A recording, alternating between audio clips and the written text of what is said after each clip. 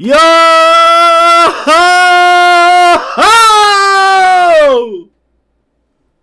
What's going on, boys? We're here with not 150, not 151, not 152, but greatness,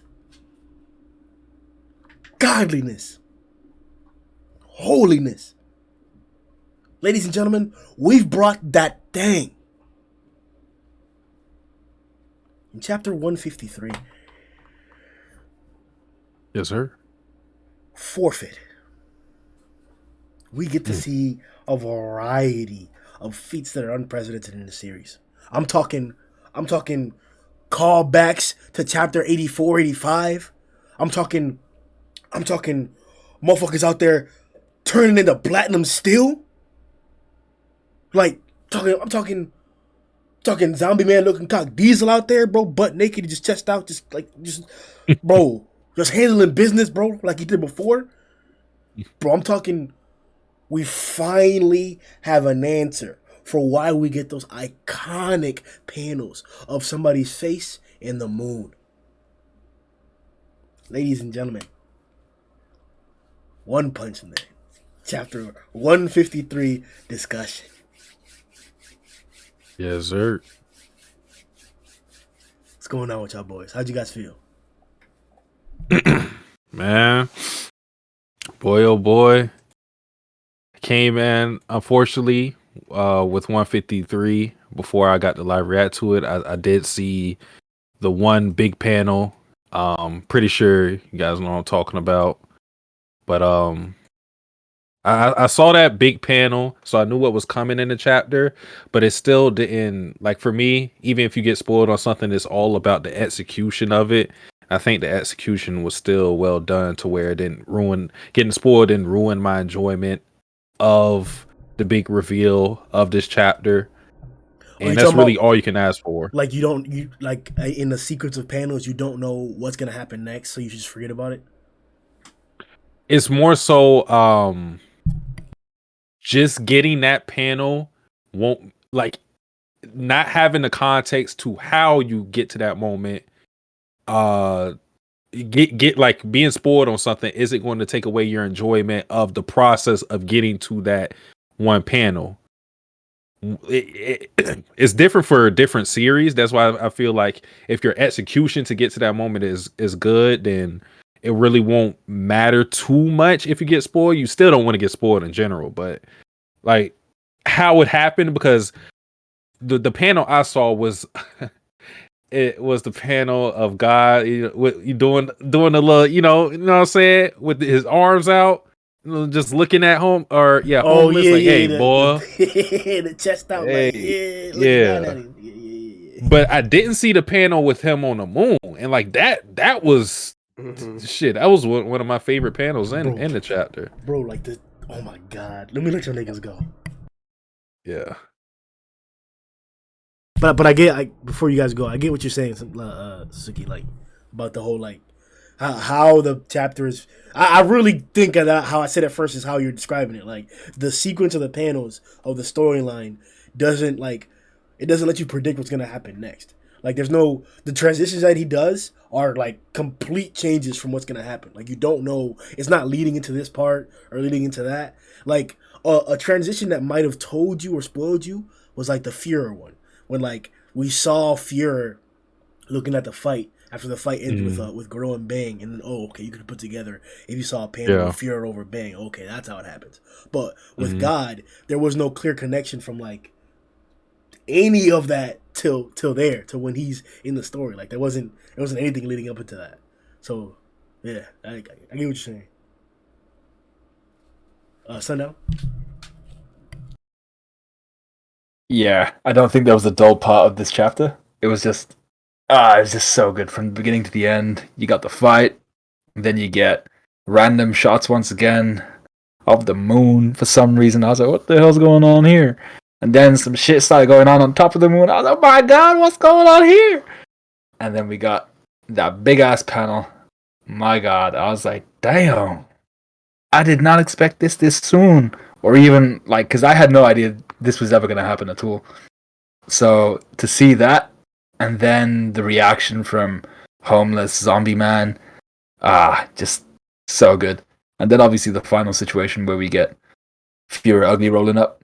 I'm really hopeful for that as well. I think some cool stuff's going to go on there. So yeah, overall, just a really, really solid chapter.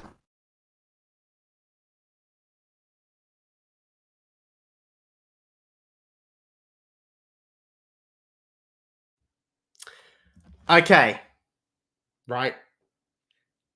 The moment like Garo showed up and we learned it was Bang's student, and we learned that Bang was going after him, we knew, right, this fight would have to happen eventually at some point.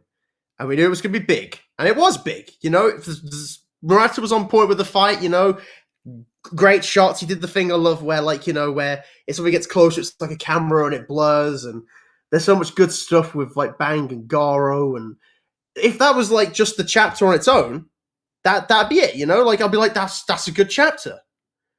But the fact that everything happened in the second half of the chapter makes me completely forget, like, a lot of the time that the first half happened is how good that second half is, right? Because I was like Satsuki, I saw that panel beforehand, but I didn't know the context of it or anything, but I saw the spread. But everything else about that is so good. Like, obviously, just like him talking about, like, that's a character entrance, right? That is like one of the creepiest, but like epic entrances I've read in a long time. Like, it's just the whole thing with the moon, like, and then obviously the color that Murata did the color for it. Like, we'll talk about it then, but I've been thinking about this a lot since I read it, and this is good. And the only thing to kind of boost it, I'll just quickly mention this now, is Murata is really trying to get another chapter out before the end of the year. He's doing like 6 pages a day or something ridiculous. I mean, like, if this was the end of the chapter, like the end of the year, this would be incredible. But the fact you want something more kind of makes me excited for what's next. But phenomenal, absolutely phenomenal chapter. I didn't even consider that at all. That like he was trying to get out another chapter. I know we have another chapter coming out on Friday, quote unquote, maybe, possibly, very likely. But yeah, I agree. If this would have been the last chapter of the year, my God. Without further ado, ladies and gentlemen, we're gonna begin the podcast. If you want to reread the chapter, if you want to watch videos of us discussing or reacting to the chapter, if you want to go back and catch up a little bit on some previous chapters leading up until this point, maybe you're doing a reread, you can check the description to this video where we have all of the links to all of our channels, as well as the Discord. Go to somebody's channel, you can see the reaction for any chapter that we've had for quite a while now. You can see reviews, you can see other content as well, not just One Punch Man. Like this video, subscribe to this channel, and click on the Discord link in the description as well. And there you can chat, and you can find the links to all the chapters that you want to access or reread, because I know it's difficult to find a chapter sometimes.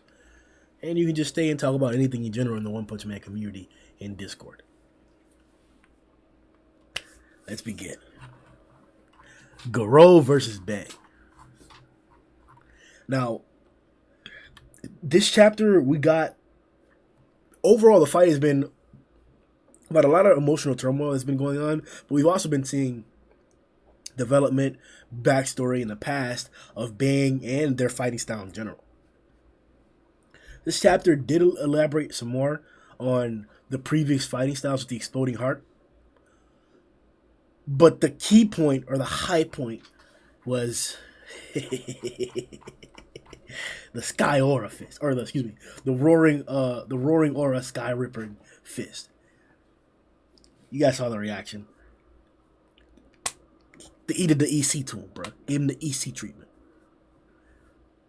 All kinds of debate, speculation, and arguments have sparked out in Discord in regards to this individual's feat, the dialogue surrounding the feat from Bang, and Elder Centipede in general.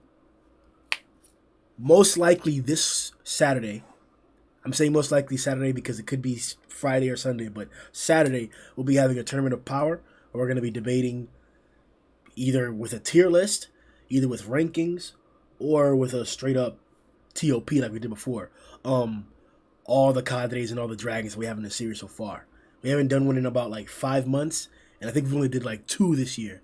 So ending the year off, we're gonna be doing that. But this not only affects that video or that event that we're gonna be doing later on, but in general, it changes a lot of things in the series in coordination with who do you think's strongest. Can this guy do this or that? How are you feeling about the positioning of this character? The quote that I'm going to give context to before I get the guys give their opinions about is something that Bang mentions as Garou does the Sky Oring Ripping Fist. As I mentioned, this is the attack that Bang and Bomb in combination got together to try and bring down a centipede that failed. All it did was break his carapace, and we were clarified in an SBS or in a side comment by Murata that his carapace was already molting, and they just kind of like ripped it off. It's kind of like pulling a snake's shedded skin off while it's trying to do that. You're not really, you didn't start the shedding. Bang mentions verbatim from the translation of Red. He says, "What is with him? My brother and I combined barely managed to unleash that technique, but he did it by himself. Did the monsterization do this too?" The context of that, of his like self-thought right there, to me, is personally saying that this technique is not something that like you could just learn on your own. Like, maybe I phrased that wrong. Whenever he first started doing the whirlwind and the water stream together, they mentioned that he put this, no, it was the other attack. It was the dragon fist. Whenever Garou managed to do the dragon fist without having ever seen it or whatever, it was like, oh, okay. If you have the water stream and if you have the whirlwind, you can kind of like come up with that attack. You can kind of get to that point. It's kind of like a skill thing, or it's kind of like a if you learned that technique thing. But the Sky Orifice from this dialogue seems like a skill thing. Like, you have to have this amount of skill, this amount of power in order to actually get off the Sky Aura Ripping Fist. While the Dragon Fist is just like, hey, if you learn this, you can do it. So, my question to you guys is, well, first would be like, what do you guys think about the fight and the ending or whatever? But is this proof that Garou is stronger than Bang and Bomb together? Or is the rest of the chapter context in proof that he's not? I don't think this is proof that he's stronger than them. Definitely potential wise, like I think that's pretty obvious that he has potential to be stronger than these two guys. But like I think combined is too much, because while he's like the context of it is that he's able just to pull off the technique. That doesn't mean he's able to generate the same amount of strength as these guys, if you know, when they combine to use the technique. It doesn't mean, because we had the example of him fighting Bang right now, and it's not like he was able to just completely like destroy him or something like that with that technique. He went down, and obviously, you know, Garou's still up, but he's very hurt. So I don't think this fight told us that he's stronger than those two combined. It does give the question of, is he stronger than Bang? I think that's a real question now. Yeah, I think that's a real question now, because Bomb was drained. He literally finished healing Tank Top Master when Garou dropped behind him. So I get that, but I guess that's the third question I should ask you guys or add to that. Please also answer if you think Garou is stronger than either Bang or Bomb, as well as together, and as well as your overall thoughts on the fight. Oh man, have we come to this point? Like I feel like, damn.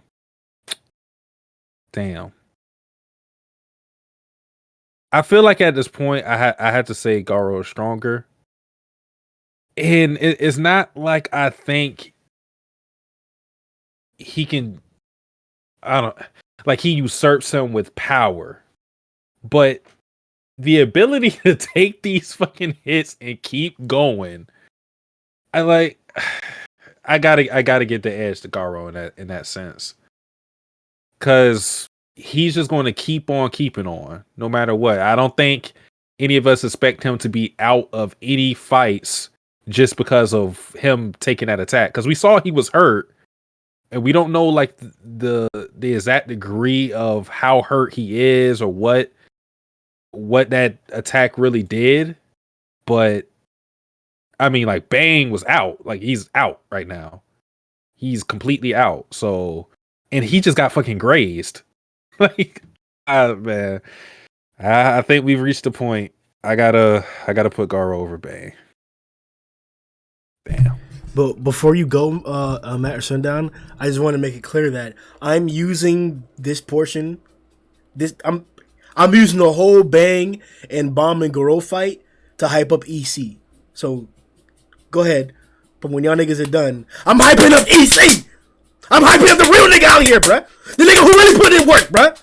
They still can't beat EC. They still can't beat EC. Well, EC's dead, so. Oh, that's funny, Matt? I mean, it is a little, yeah. I mean, you know.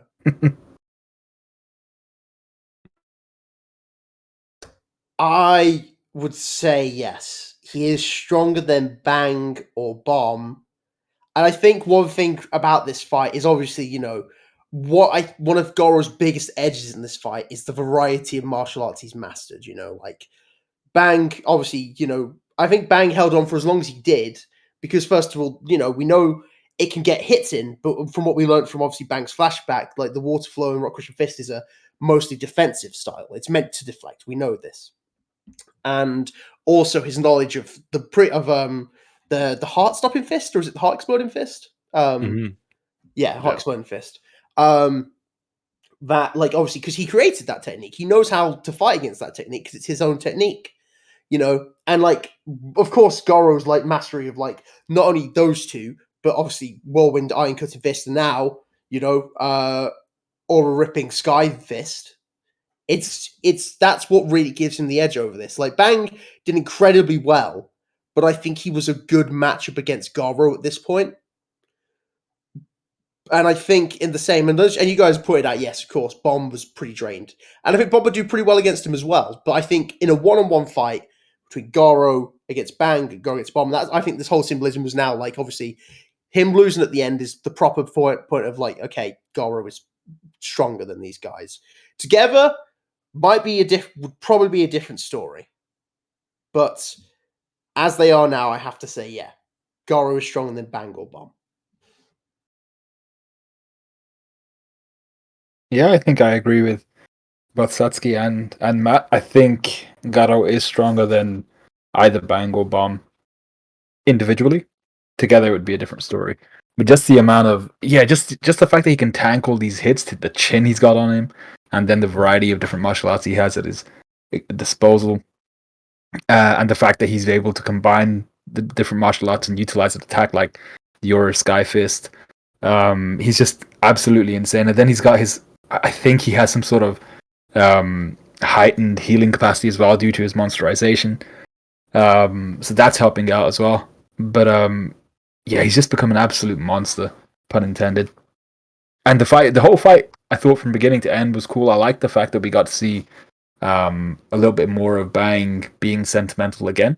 So rather than going behind him and grappling him to the ground, he decides to kick him in the back of the knees and push him down to kind of put him in a horse stance. He's like, no, this is how you use the water stream rock crushing fist, I think is what it's called. So I thought that was pretty cool. Again, you see Bomb there kind of like, dude, stop, kick him in the ass or something. But yeah, so that was interesting as well. And then the fact that even the slight graze at the end is what caused Bang to collapse, I think, if anything, shows how skillful Bang was in deflecting all of those attacks to begin with. Like, literally anything that even grazed him slightly would have put him in the state that he eventually ended up in. But yeah, he's just the absolute madness, just blocking those and deflecting those. But yeah, Garo, I think, wins individually against both of them.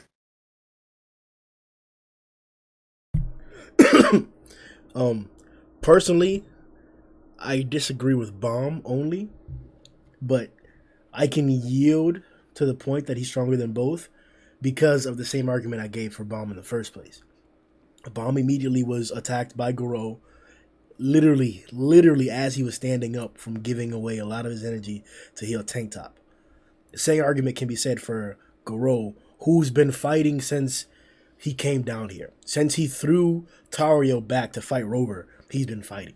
And sure, he's had time to rest or break. He got chained up, sure. But there really hasn't been that much time for Garou to relax or to just chill, besides lifting rubble off him or fucking coming up here. Like, I think if we're gonna give anybody the benefit of the doubt for running through a gauntlet of fights beforehand, it's Garou. Nobody has fought more consecutive fights than Garou has. So I can yield to Garou being stronger because of that fact than Bang and Bomb, who have not fought anywhere near as hard or as many or as tough individuals as Garou has in the last, 50, 60 chapters? Since 91, I think, was the Rover chapter. Nobody. Not a single individual has fought like Garou has. Incredible. It's been pretty. It's been a pretty tough run because, like, while you can argue Bang and Bomb were possibly exhausted, like I think the only argument you could really use for them is the fact that their old age, like going through those many fights, would affect them more than someone like Garou, obviously, because he's younger. Like, I think that's the only thing you can use in their favor, because Garou has been through more than them, as you already said, because they both fought Rover. He went through Darkshine. He went through Orochi. He went through Prisoner. Like, Psychos. Bruh. It's ridiculous. Mm-hmm. Yeah. When they're together, I will have to also agree that, yeah, he's probably stronger than them together. It leads into me hyping EC. That's why I'm okay with saying that, because honestly, like, Okay. we haven't, like, I really believe Bomb could probably, like, fight Garou as long as Bang did, if not longer, because he's stronger. The story proved to us in the previous chapters that Bomb has always been stronger than Bang, and that Bang is fighting Garou now because that's his disciple. So he's going to allow him to deal with this challenge. But Bomb is, for all intents and purposes, stronger than Bang. And he got taken down pretty quickly before even Bang. So that's why it makes me think that, like, and when we saw him fight Garou, boy, it was full Bomb! Bro, watch my reaction for the chapter when Garou first arrived. I mentioned it as soon as I saw it. Bomb didn't look like he was backing down. Bomb didn't look like he was quivering or like, oh shit, Garou's here. No, he looked like, oh, you here, huh? Got you! Caught, bitch! That nigga, oh, yo. I fuck with Bomb. Almost as much as I fuck with EC. The strongest dragon. You heard it here first, bitch. Golden Sperm can't touch EC. Let's stop the cap and let's stop the pretending. We had just seen an individual in Darkshine who till this very day still holds Bang above him. An individual who has Bomb above him. That's who Darkshine has above him. And he got smacked with a one-shot from Golden Sperm. And no, he didn't take a bunch of damage before. Yes, he was eating like a sandwich out of black sperm. And then Golden Sperm came up and just thing! One-shotted his ass and sent him flying. Nobody is touching Elder Centipede. If Bang and Bomb together with the sky, with the roaring aura, sky ripping fist, couldn't touch EC, bitch. And now Garou, an individual who we're touting to be Cock Diesel big strong, bro. I bet money in the One Punch Man community that there are less than 5 S-Class who people are willing to say are stronger than Garou.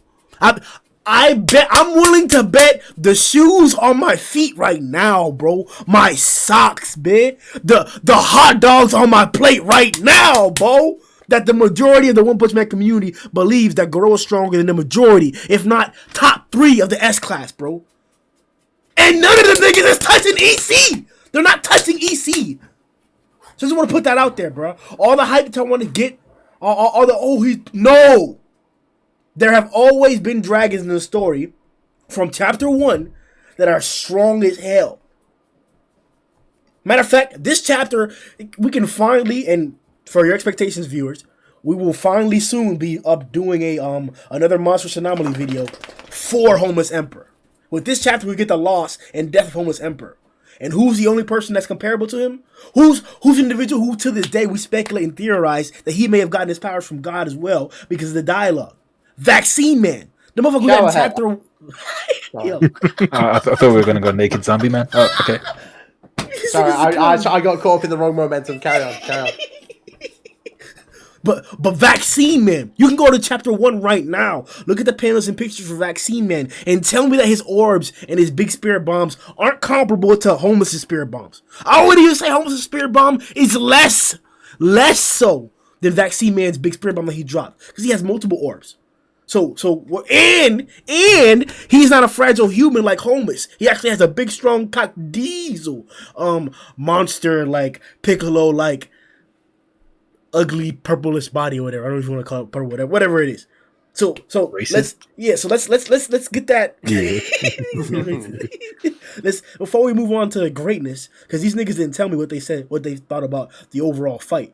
Before we get to that, I just want to establish that point that till this day, Metal Knight failed to even get through EC's carapace. Bang and Bomb together, squatted up, couldn't touch EC.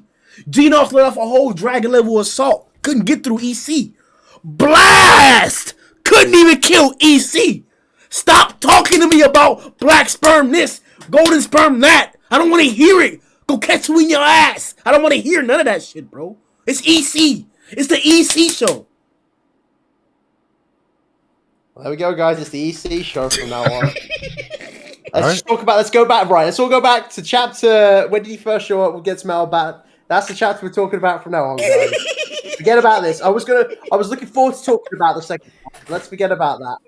Look, I don't want to hear anyone's opinion on the Bang Garou fight. Let's go back. Start Metal Bat versus Elder Centipede. Start there. Let's talk about thoughts. We haven't talked about those before, and we'll work our way through. And then we'll just. We never talked about it. True. We're going to do it right. We're going to start right. We're going to start with Junior Centipede, right? We'll work our way up to Senior Centipede. We're going to talk our thoughts on that. Watch the anime adaptation just to make sure we've got our points across. And then we'll go to Elder Centipede. And we'll use their proper names, which is Center Kohai, Center Senpai, Oh and my Center god. Choro. Yes, Choro. We're going to call them by their Christian names, okay?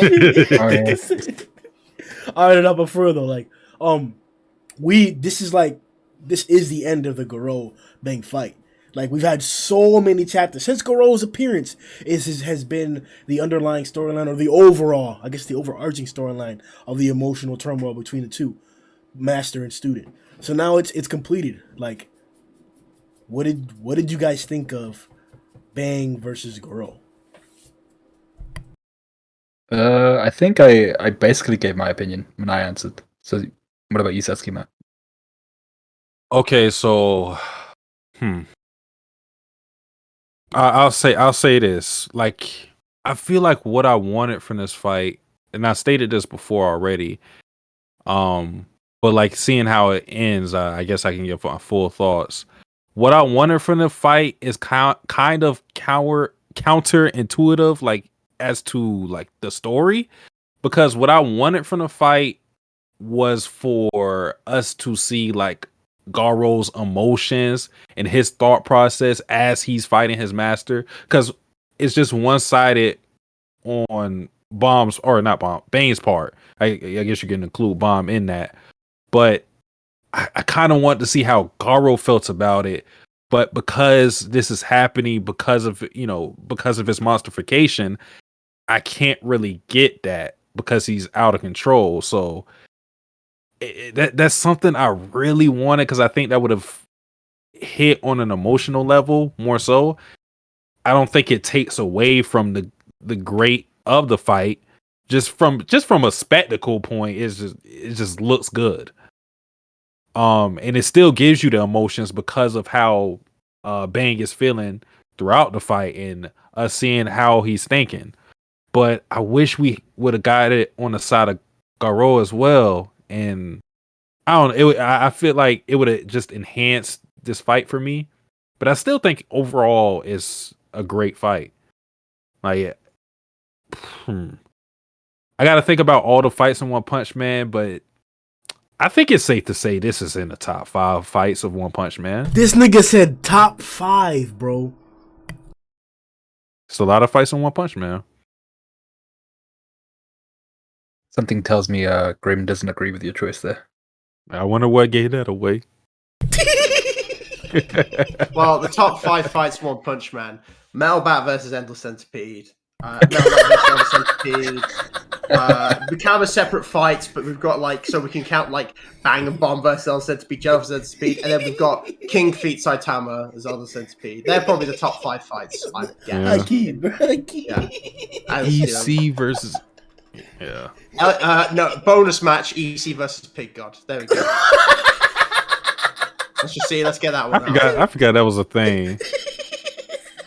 But seriously speaking, like I think this fight just like it's everything you want in a fight. You know what I'm saying? Like just from all the elements that make a fight good, with the art, the build up to it, the actual emotional investment in it, master student relationship, like is yeah. Like the reason why I say top 5 is just because I'm not, I haven't really thought about it. I don't want to just go out on a limb and just say something I'll probably like disagree with myself when I really think about it. But to me, obviously it could be higher, but for sure it's a top 5 fight. Like I think that's the floor for it. The ceiling for it is high.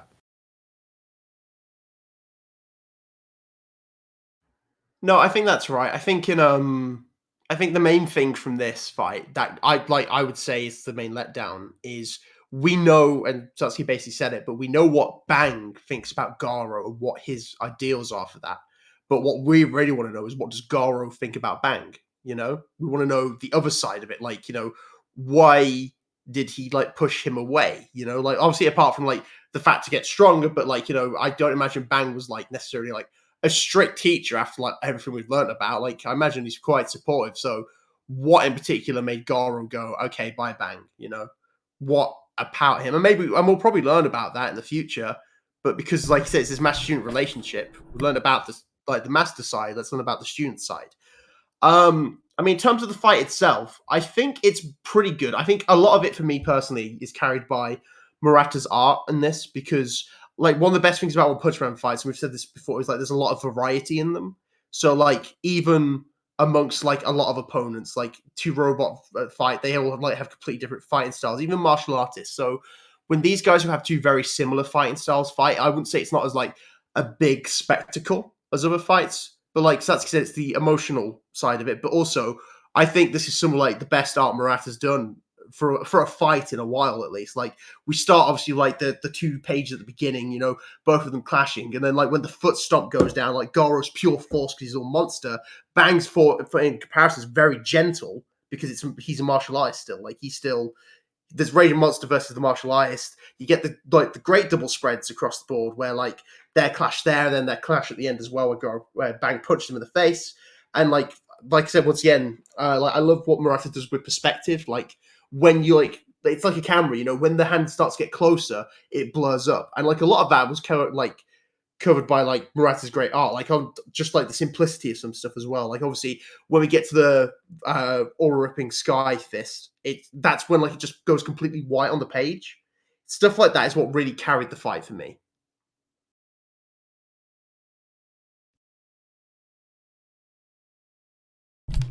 I was definitely emotionally involved in the fight. In a reread, the rereads are always the best way to read One Punch Man. When you get a full binge of these instances, and once again, I'll try and advertise that like when this arc ends, this is probably going to be the best reread you've ever done. Aside from rereading Vagabond, there's probably not a better reread out there. It's very cohesive all in one go. So just thinking about this fight in particular out of the arc, I'm looking forward to it.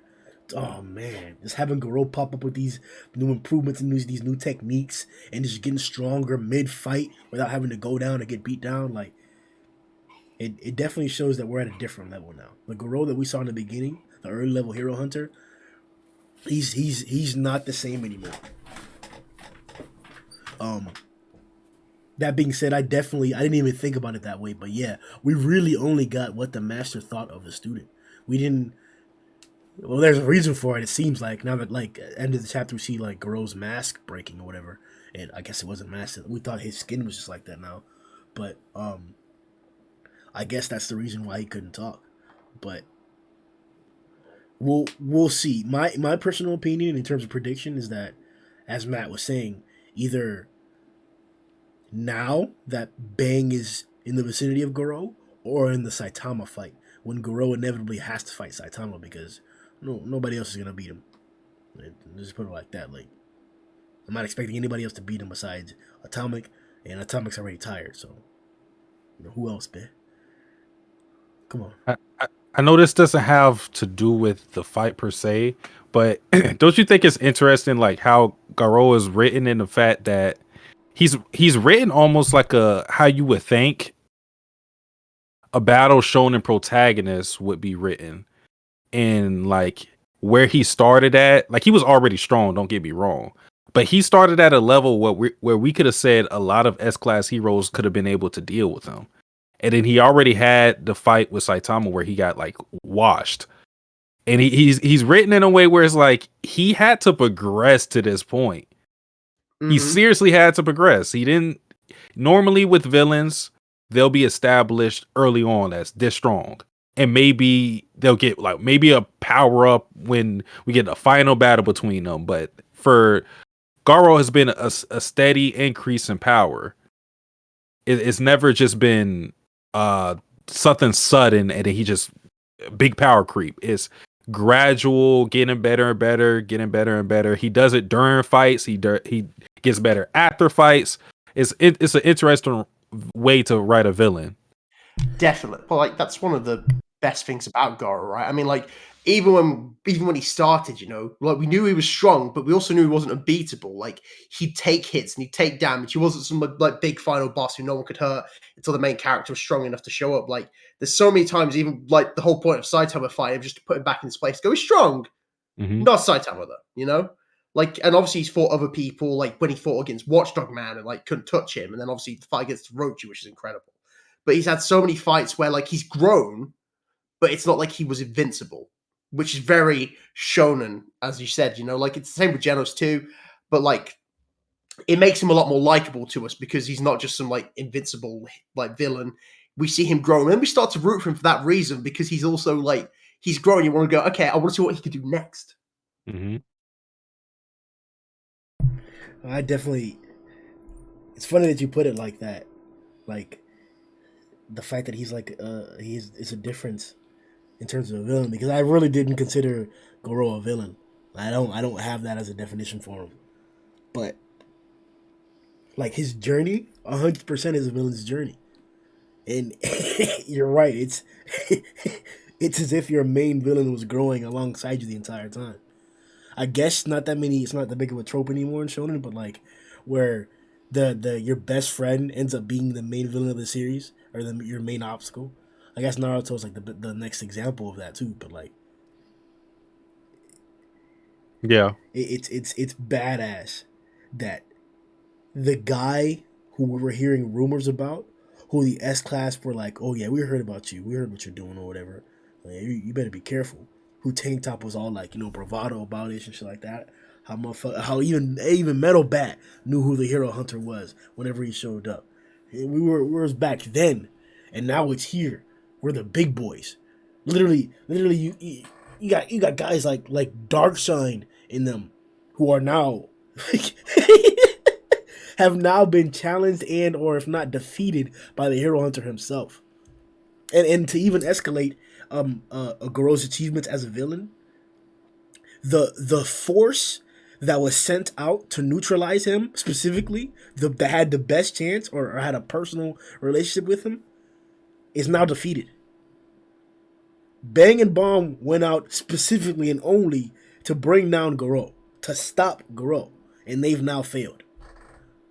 And now if you were just like, if you were just watching it right, like a TV show, and we weren't getting flashes to like the different perspectives of different characters or the different storylines, and we were just on the Monster Association fight storyline, out of fucking nowhere, you're sitting here fighting monsters and crazy beings and motherfucking tentacle having giant ladies that are cutting the earth in half and shit like that.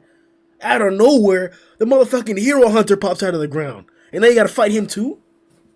Like, we talk about like the escalation, bro, like climbing a ladder to the top. You're right, bro. Garou's a villain now, man. So, just because we're talking about Garou, obviously we know the fight with him and Saitama's coming soon at this point. Like, obviously when Saitama shows up, we're in endgame.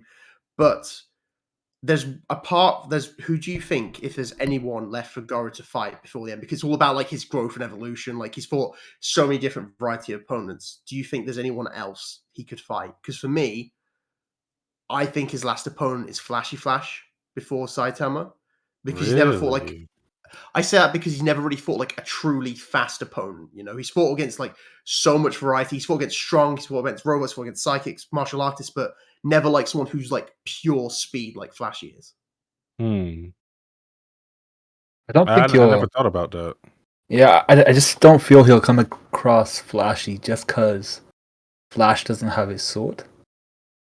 Unless he gets like another sword or something. He could get another sword, but as we know, like it's same with Sonic, like the ninjas don't necessarily need their swords. Swords are like their main weapon, but they've got like, you know, I mean, he held off the other two like the flashy kicks. Man, are you attempting to say that Flashy's as strong as he is without a sword?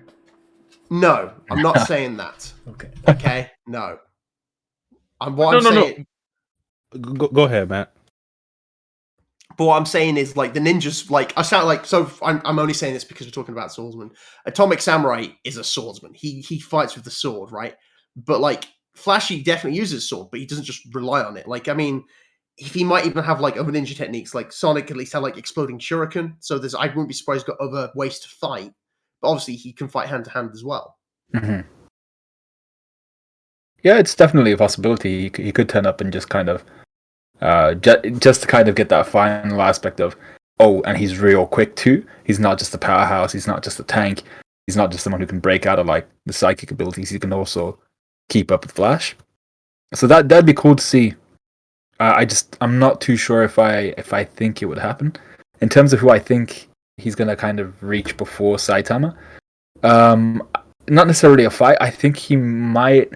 See, I'm not sure if it's gonna happen before Saitama. I think he has to see Tario again, but that's not necessarily a fight though. No, that to me is like end of Saitama fight, that kind of stuff. Yeah, but no, that obviously they're going to meet up again. I don't disagree with that at all. Yo, you know how crazy it would be if the biggest emotional aspect we're expecting in Tario, if that fails. Like stereotypically you're expecting it, right? Like just like you pointed out, like, oh yeah, at end of the thing, you know, Garou's going crazy. He sees Tario. He disregards him, and then Saitama has to come in and beat him in the story. No, I'm talking like how Sundown's talking. Like Saitama's not even here yet. He's about to do this atrocious shit. He's about to beat all the heroes and maybe even kill one as an extreme. And then Tario comes in way before that. That's what I'm talking about. Like, is there a way narratively, or have you seen an example in literature of something like that, where like the big emotional card that's usually or stereotypically used as like the final trump at the end, or like the climax? Can you use that climax before that and then still have a good climax? Dude, what would be even... Look, Murata, listen to me now, my friend. What needs to happen is Tario needs to meet Garo after he claps everyone but Saitama. And he needs to meet with Garo on an open field. Garo still in his monster form, walking towards Tario. And he kills Tario. Bro. Stop it. That's not even... Bro, that's not going to happen, so why even pretend? I like Tario. Let's not kill Tario. Let's not kill the child. Murata, I know you, my friend. Do you think Garo will get redeemed After all this like character arc, and he just kills If him. he just kills Tario, stop him. I mean, that might be Saitama's entrance if it's literally like the beginning of chapter 1. He's trying to talk to Garo, like Tario's trying to talk to Garo. Garo goes to attack him. Saitama shows up exactly like chapter 1. Yeah. I don't think it would. But Well, I think that's an interesting question. How far do we think Garou will go as a villain? Does he only go as far as getting beat in his arc? Does getting beat in his arc mean that he won't be a villain anymore? I Because think it really depends. we're talking about Saitama here, so let's be honest, 100%. He's not gonna kill Garou, is he? well, no, because like the whole thing we've seen is like if Saitama sees like humanity really in a monster, he doesn't kill them because he's like, oh, you're like it's like that's the whole thing with like this whole Monaco relationship, you know? Like he's like, oh, you're not a bad monster, so I'm not gonna kill you. But that's the You know? first and only example, isn't it? But it's a start, you know. It's also overgrown Rover. True, because he sees him because he thinks he's a dog. Mm-hmm. Okay. Okay. So if Garo shows like some form of like humanity in himself, and Saitama's just be like, look, just don't act up again, okay? Hey, And we'll be you fine. better start growling and shit. Better speak a sentence. Speak up. Oh man, but yeah, I think the other thing there is, so Garo I think is already on that journey towards kind of because he looked at the end like he was struggling with his face after Bang punched him, and I don't necessarily think it was just the impact of the punch. It looked like he had the cracks running through his eyes before that, so it looks like that quote unquote mask of his is kind of breaking apart. Not too sure what's underneath there, whether it's the human form, whether it's another monster form. I'd like to think it would probably be the human form. So is that already him kind of reverting back into a more human form? But then the issue there is, but what if Bang starts getting clapped by Fura Ugly because he's out at the moment? Does he become more monster because he sees his teacher about to die again? So a whole bunch of different things could happen, I think, on that front. I'm high key expecting primarily Garou to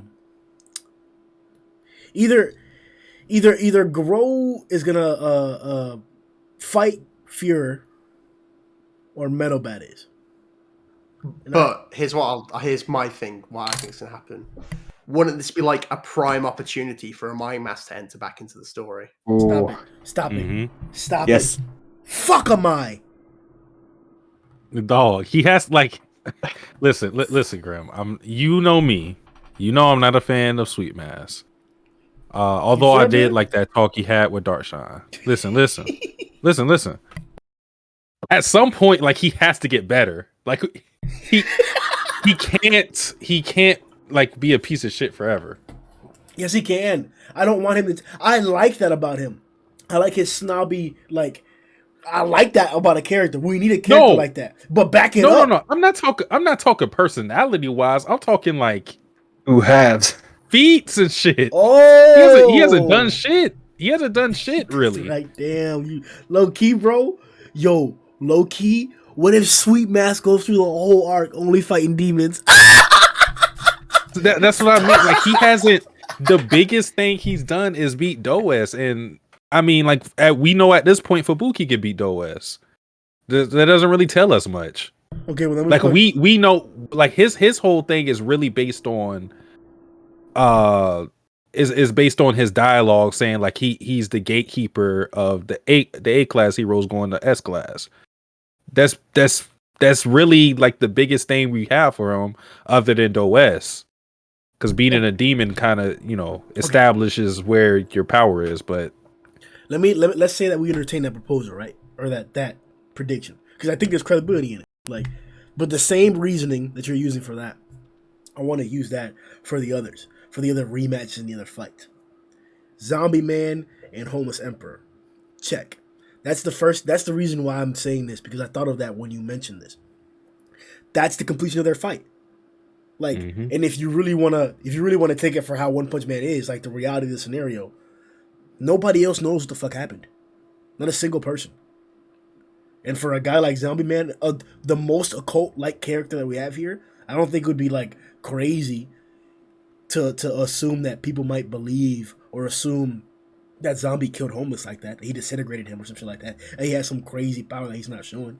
We saw whatchamacallit, Tatsumaki assumed that Darkshine or something was the one that hit Rover, I think it was. Or when that big shaking was happening that shook all over the base or whatever. She assumed it was King or Darkshine. So, and we already have the examples of King as primarily an example of people getting misattributed feats. So that's what I think is going to happen there. Like, things are going to allude, or the story's going to allude to Zombie Man having killed Homeless. He's going to say he didn't, and people might believe him, but I think there's still going to be that belief amongst the heroes that Zombie Man killed Homeless Emperor. That's the finishing of their fight. So then that means that every other instance should match up as well. That means that Gums should be coming back, which I'm looking forward to. I've been questioning, like, is Gums just dead then? Like, we don't have Gums. He's gone. Hey, man. We need him. Hey, man. Then we got. I think. I'm sorry, man. He gone, man. Mate, we're like the police knocking at the door. I haven't claimed those child's died. Yeah. All right, so Grim, like the reason why I feel like safe saying that, because I remember when the whole Orochi thing was happening, we were like, is he dead? Is he not? Like, you know, the reason I feel secure in saying Gums is dead is because he doesn't really have any. He doesn't have like the ties the other monsters have in his arc. Really, he just doesn't talk or anything like that, and he had the least satisfying fight other than Sweet Mask with Fear Ugly, and even that, like, at least you got the dialogue from Fear Ugly with him calling him a piece of shit and all of that. But the Gums and Pig Out fight wasn't really exciting, so I feel like that's a character that One and Marauder are comfortable going, hey, you just had to die for Fear Ugly's power up. I feel the exact same way about Amai. So then that would make me. Okay, what I was saying before is that the fact that we saw Zombie Man be involved in killing Homeless gives credibility to what you were saying about Amai coming back to interfere with this Fear fight, because that would also come into the rematch thing. So the rematch thing is the point that I'm trying to draw lines to. If we feel, or if there's credibility or there's support to you saying that Gums hasn't had enough establishment in the arc to be relevant or to have a good or a similar appearance to the other characters or the other cadres, then I feel the exact same way about Amai. Yes, Amai is lacking in comparison to the other S-classes and their appearances and what they've done. At the same time,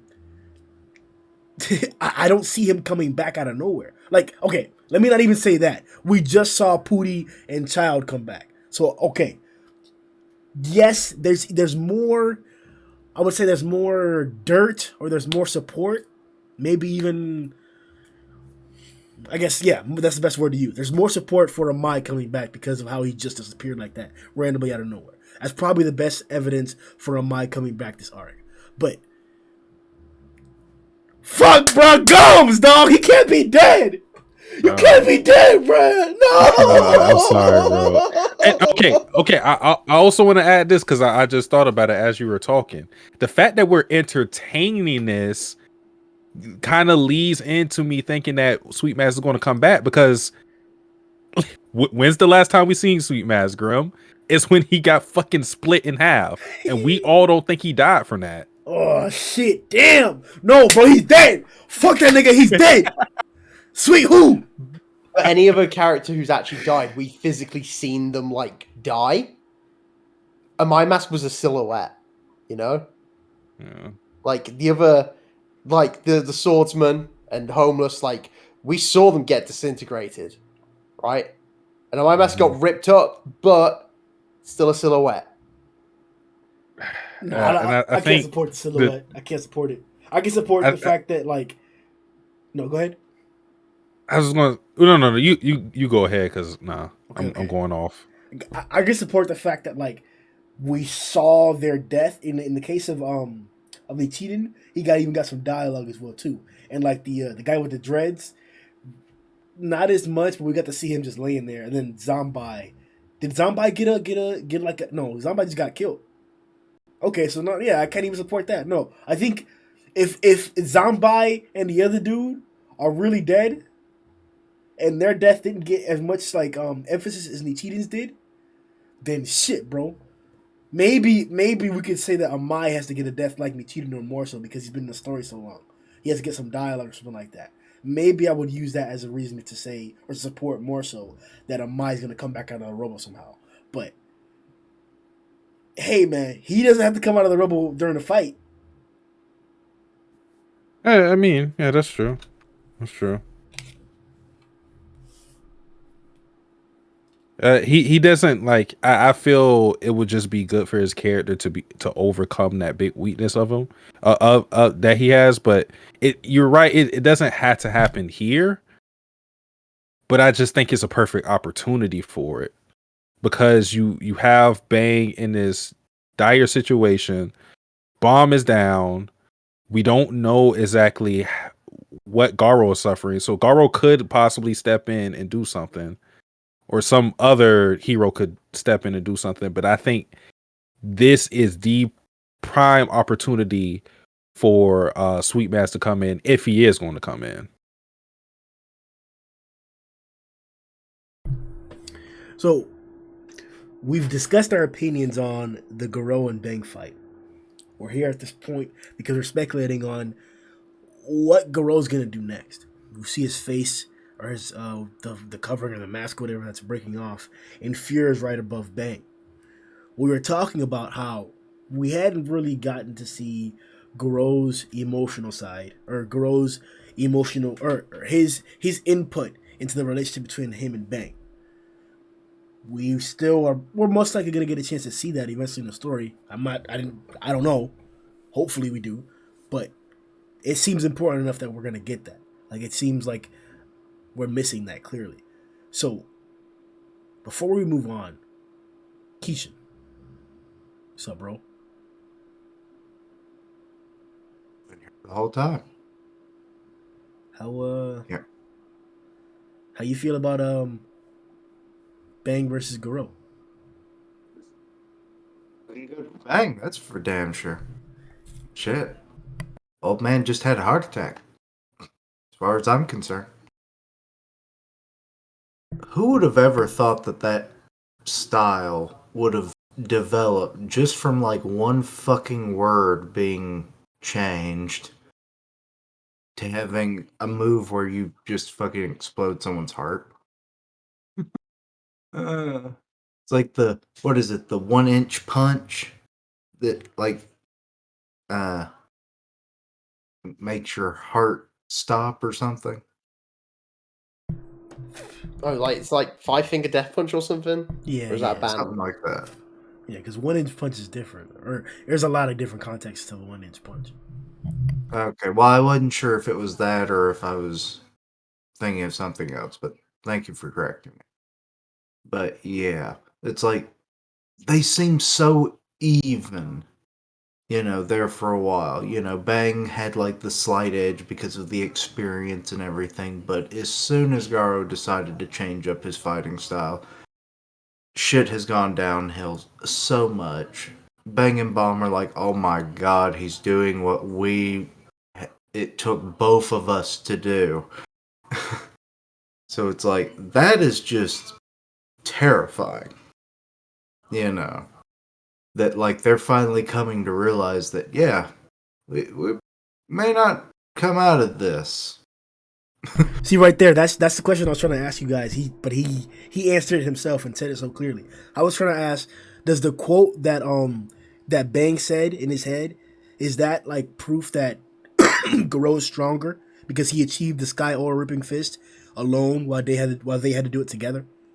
And yes, Keisha's saying that his interpretation is confirming it. That like because he reached that technique while they had to or barely did it together, that proves he's stronger than them both. I think it just proves he has a better mastery over that technique because we still don't know if like them combined is going to generate or less power than what Garo is able to provide, because just the fact that they were still like hanging with each other and the fight looked pretty, when they were trading blows, it was pretty even until like the last blow. Like that's why I don't jump to Garo being stronger than them both, but I think it's fair to say he's stronger than Bomb and Bang individually. Agreed. But the Sky Aura, or the Roaring Aura, Sky Ripping Fist, isn't the only greatness that happened this chapter.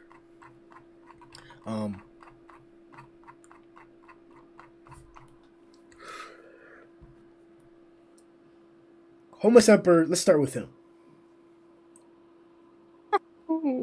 So, this is a guy who changed the game.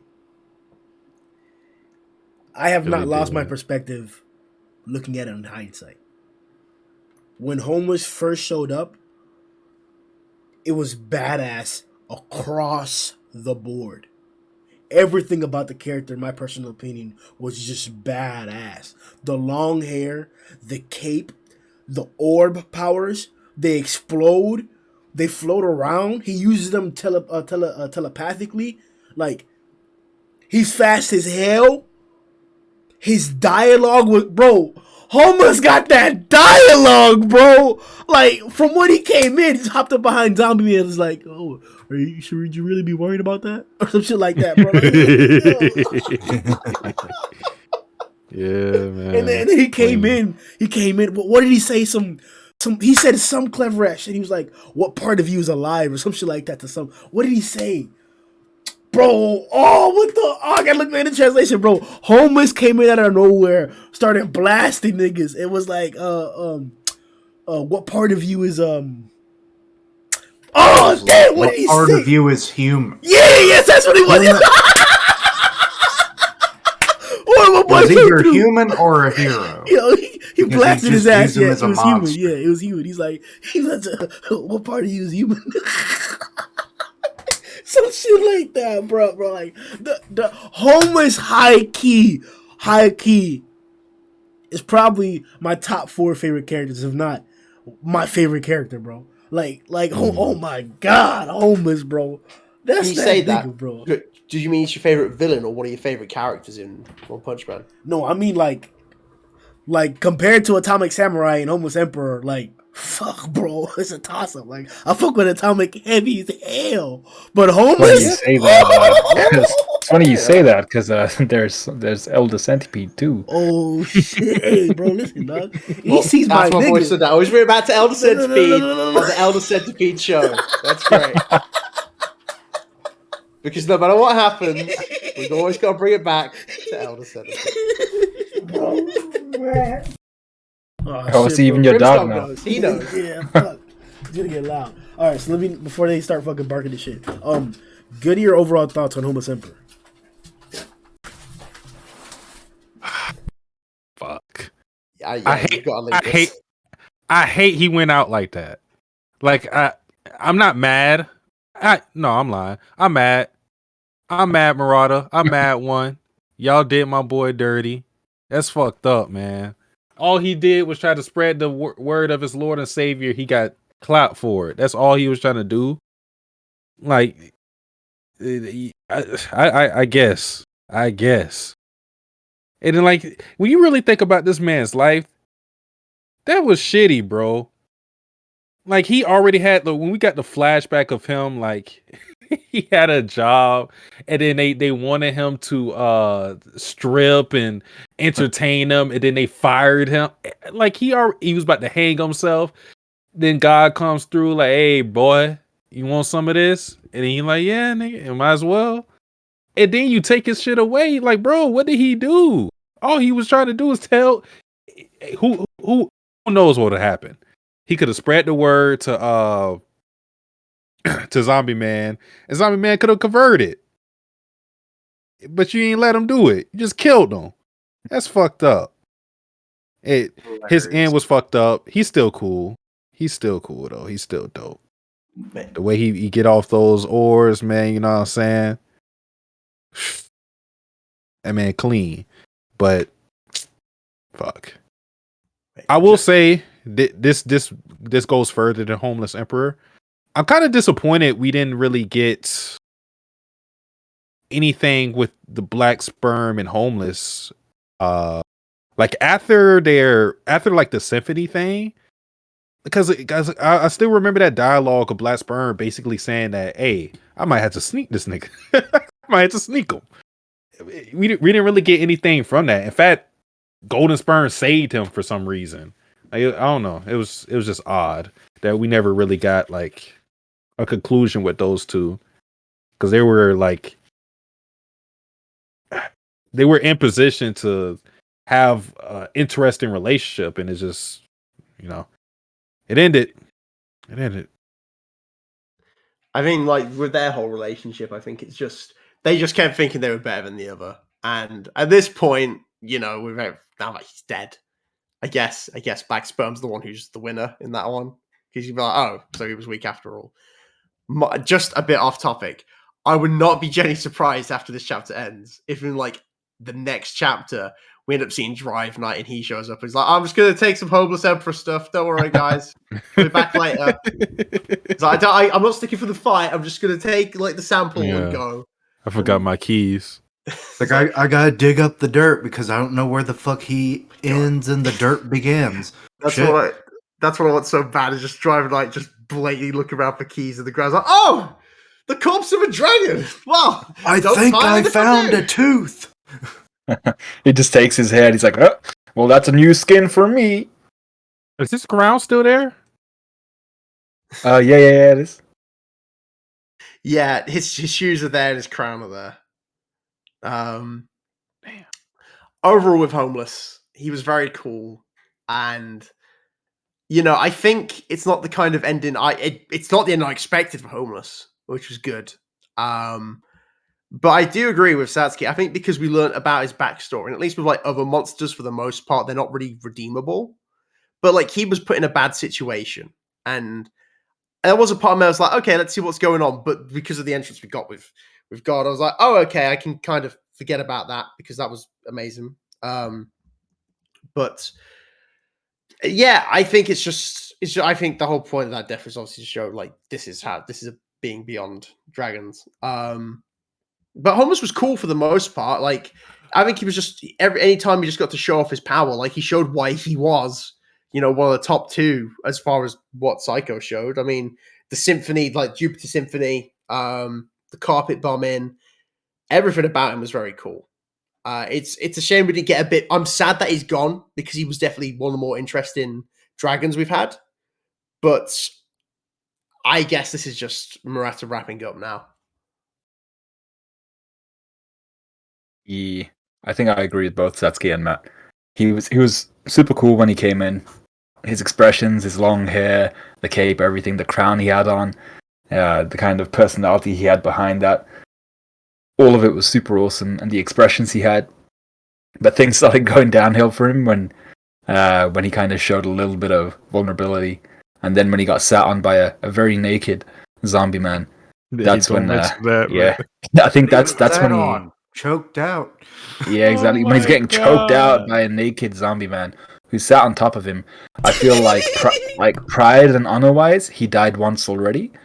And then he died physically when his boy upstairs said, "Hey, give me that back, son." He had his nuts in his That's chest. crazy, bro. He did. Yeah, speaking of the boy upstairs, I guess my weird thing of like, is something gonna happen with the moon? And I guess it kind of did. Look at this nigga, look at this nigga, look at this nigga trying to steal credit. Nigga, you're not the only nigga who noticed that. I'd been saying shit like this for months. I was like, why do we keep seeing the moon? Yeah. Oh, we've all been, I've been high on the moon conspiracy for ages. Yeah, exactly. Yeah, fucking I think everyone, I think if you haven't been suspicious of the moon so far, something wrong with you, man. Yep. But it's kind of weird that he came from the moon if he was... Whoa, hold on. People have been saying it's like an earth god. Kishipu, hold on, Big Daddy. We'll get there in a second. Why don't you tell us about your opinion on Homeless Emperor as a whole?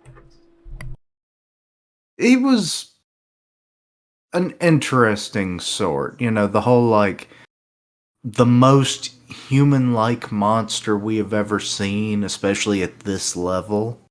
So... that's intriguing that he got to keep, that state of form. Maybe that was because of how he got power. I'm not sure. But like him to go out like this was rather just totally unexpected and disappointing. So I'll have to say ta-ta to you. You were fun while you lasted, I guess. But I was just hoping that Zombie Man was just going to fucking choke him out, and that would have been better than what he got. It's like, I'm taking your powers and your life. It's like, shit. Would have been That's crazy, funny if he had just taken the powers and then Zombie Man just finished the job. This very same And chapter. Go ahead. It's like, I think you guys probably brought it up already, but is Zombie Man going to get credit for this? Is it going to be another King situation? It's a group effort. Everyone pitched. I mean, it. hey, okay, let's think about this. He did get Homeless Emperor to talk in the first place. You know, with that Batman, now talk. Or I'm gonna choke your ass out. Yo, you seen them Batman memes, bro? How Batman leave niggas? Yeah, you look like Tank Top Master. Then he be like, now talk. I can't, bro. You ripped out my throat. I can't talk. It do be funny because I remember Wesley of Dark Knight, like he just drops somebody. Nigga, what? Just thinking about that scene, bro. Look, no, Batman, nah. I thought you don't kill, bro. No, what's the first Batman movie called? Begins. Batman Begins. Bro, Batman an asshole, bro. That's all I'm gonna say. He an asshole for real, and at least in the movies, he an asshole. I'm on track, but hey, Zombie Man got Homeless Emperor to talk, and that's what led to his death. So, hey, he deserves some credit. It's been weird. This Back in the 40s, he carried a gun. Always got to keep that thing going. You can't be lacking. I was saying before about the dialogue, like this chapter has an example of that as well. Zombie says, an individual like Black Sperm can easily take down an A-class hero. The power of one with 54 trillion cells is unimaginable. Not as powerful as me though. like, bruh. See, I imagine he whispered that to himself, just like, not as powerful as me though. Stop. He was saying it all choked and shit like, I'm stoked. And he's still boasting, bro. On his back, with his enemy at his throat, bro. When he's sitting there smiling, bro, like, you better take your hands off me while you still can, Zombie Man. Like, and that shit rhyme too, bro. Bro, I'm telling you, bro. When niggas have great dialogue, it's so like, no homo, bro. When I use this word, this adjective, no homo. Attractive. Not in a sexual way though. I'm not saying I'm trying to smash homeless, bro. I'm saying that like, oh, you got that dialogue, huh? Okay, bro. I'll read more of your dialogue, man. You want to hear them talk more, man? Like that's like Escanor, bro. Like, tell me niggas don't, bro. If you're reading Taizai and there's a big boy fight going on, tell me you don't want to see an axe just come out of nowhere. Just be like, hey, Divine Axe Reader, man. Come here. And the nigga just walk up with his chest just swinging side to side, man. Just his chin cocked all the way up, man. His shit farther back than Hancock from One Piece, but just looking down upon you, bro. Like, oh? Who told you can walk upon my grass? Some crazy ass shit, bro. Some crazy ass shit, bro. I remember when he smacked Esterosa in the stomach, man. Esterosa dropped down and he was like, oh, did you drop a quarter or something? I was like, nigga. Find your laces stuff. I've only watched the first season of Seven Deadly Sins, but everybody who talks about it swears by Escanor's dialogue. And Man, from what people have told me, like the stuff he says, like, yeah, I would, even though I haven't read it, I would have to agree. Bro, bro. Reappearance, it only gets worse. He's got just the But best talking villains. But no, Great, you can't just look the part and actually be the part. Man, talk the part too. Yeah, bro. You might as well if you got it. Nigga, Escanor walk up, hey, and who decided that? Like, stop it, bro. Stop. Who you talking to, man? Who you talking to, bro? Mate, it's I'm sorry for talking about it. It's when he first goes up to Dressrosa. He's like, why would I be scared of you? You're obviously weaker than me. And the nigga meant that shit. He meant that shit too, bro. Oh God, bro. But that's what I'm talking about, bro. Characters like that are so like, what's the? Where's got to be a better word, bro? Like, Likeable. I mean, but that shit sound non-gay, man. Like we gotta have some like kind of gay shit that ain't really gay, but it sound gay, bro. Like it's like, oh no, bro, juicy, man. Like no homo though. No homo, but that dialogue juicy as hell, man. Like I fuck with it. I like that. You like that better than likable? Hey, bro, that shit juicy as hell, man. Look, read that, bro. Hey. Look. I'm feeling So very how generous. is like juicy in between attractive and likable? Hey, bro. I don't. Hey, bro. I said homo, right? So relax. I'm reading some Escanor quotes. This is the one y'all were referring to. Why should I bear any hatred towards someone who's obviously weaker than myself? I only pity them. Oh my god! Oh yeah, that was what's Esterosa's whatchamacallit? Commandment piety, right? It's like His was Yeah. love. Oh, it was love. That's what it was. It was Like, love. Yeah. So you can't, if you hate him, if you have any hate towards him, you cannot fight. You literally cannot pick up your sword and kill this individual. That's how powerful his passive ability is. He's not using no magic. He's not doing nothing. He's not using no energy, no mana, none of that shit. Just standing there. If you hate Esterosa, you cannot fight him. You literally cannot fight him. And this nigga was so bro. welcome to the Mini Balls Hat podcast. We're just talking about Escanor. But I'm just talking about that. Raw, bro. That's Like, why I'm not worried about your little ass. Yeah, man. Okay, Sasuke, you don't need to watch season 2. Just watch an Escanor clip section. Oh, yeah. Just watch that and you'll be fine. And you're like, Hell got yeah. you. That's all you need to watch, man. Hell Escanor's yeah. great. Hell yeah, bro. But that's the spirit that Homeless has right here. On his back, getting choked out, talking shit to Zombie, bro. Literally an immortal. On top of him, talking shit. Like that's the type of dialogue, that's the type of demeanor that I like in a character, in a villain, in anybody. Hero or villain, regardless of what it is. That's what you want. So that's Homeless Emperor is a little closer to Escanor than you might think. Oh my god! Look at. Nah, I like this one hard. Apologize to me that you were born into my world. Oh my god, bro! Yo, Escanor had a whole demon with it, bro. That nigga. Nah, that's Escanor versus crazy. any commandment was incredible. Just watch his first fight and you're like, okay, this is the guy. Yes, bro. Yo, bro, to Gallon, bro, oh my, bro, let's Hey, Gallon run! Bruh. But yeah, low key though, I think it was Keisha who mentioned that there's some parallels between Escanor and like the whole day-night thing and Homeless or whatever. That's clever right there that you point that out. But overall, I like Homeless's appearance. I like how he showed up in the storyline. I like his plot points. Keisha mentioned that he was disappointed at Homeless's end. I wasn't, because of how it was executed, the meaning of it, its position in the plot. Like, I think this is an excellent way to kill Homeless Emperor. I honestly feel that way. I would have loved to see him go more so all out. I honestly felt like he didn't really get a chance to like not be casual, besides that one time where Atomic attacked him. Besides that, spectacular character. I'm honestly appreciative that we got to see Homeless Emperor as a character. Like, that's like, you got characters out there like the Rocket Feet nigga from My Hero, and you got niggas like Homeless, like day and night, bro. Day and night. Okay.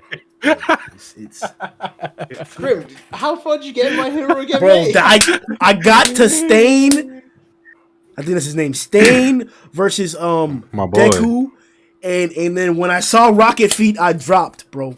I had to drop. Are you talking about Ida? Bro, Yeah.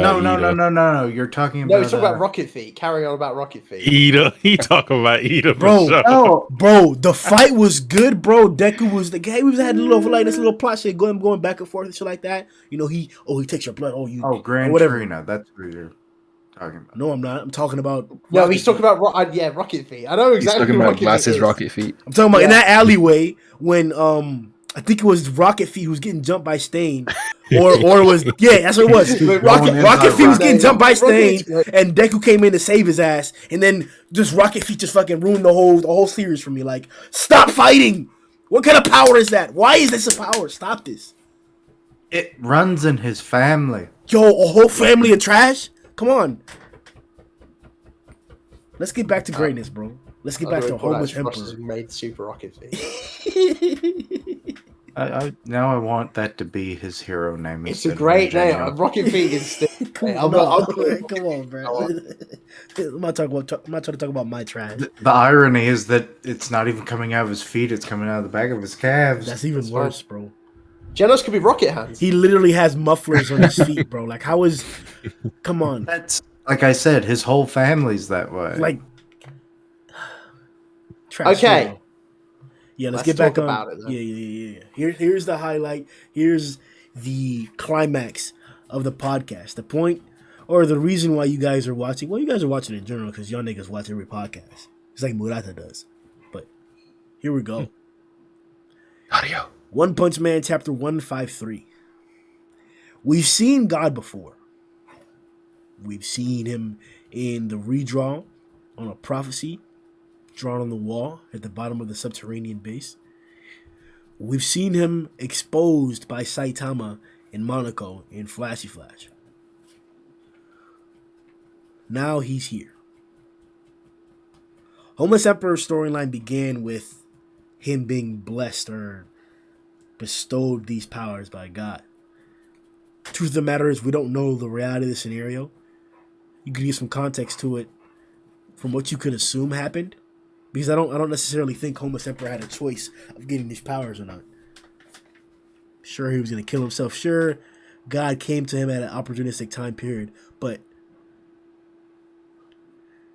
it's interesting to see or to think, why is it that God chose to give Homeless Emperor this power?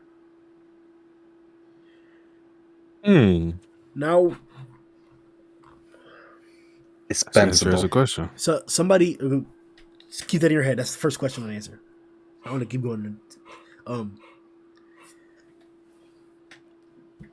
He was killed by this panel as a catalyst. It seems we see a picture of God grayed out, and he says, "Silence. I'm taking them back." Could this mean, I've heard somebody mention this, and I haven't really heard it talked about in the community, but does this mean that because he was going to talk about his power or say something about God, that he took the powers back? I believe Homeless's last phrase was, "You want to know about God?" So it makes you think, like, what was going through Homeless's head at the time period? Was he really going to tell Zombie Man about him? Like, did he know that he couldn't talk about it? Like, didn't he mention him before? He said God before. So we can assume that God was probably listening to when he mentioned God before. So, like, and he basically already said that God gave him his power. So why did God take the power back from Homeless Emperor now? Is it because he was actually going to die?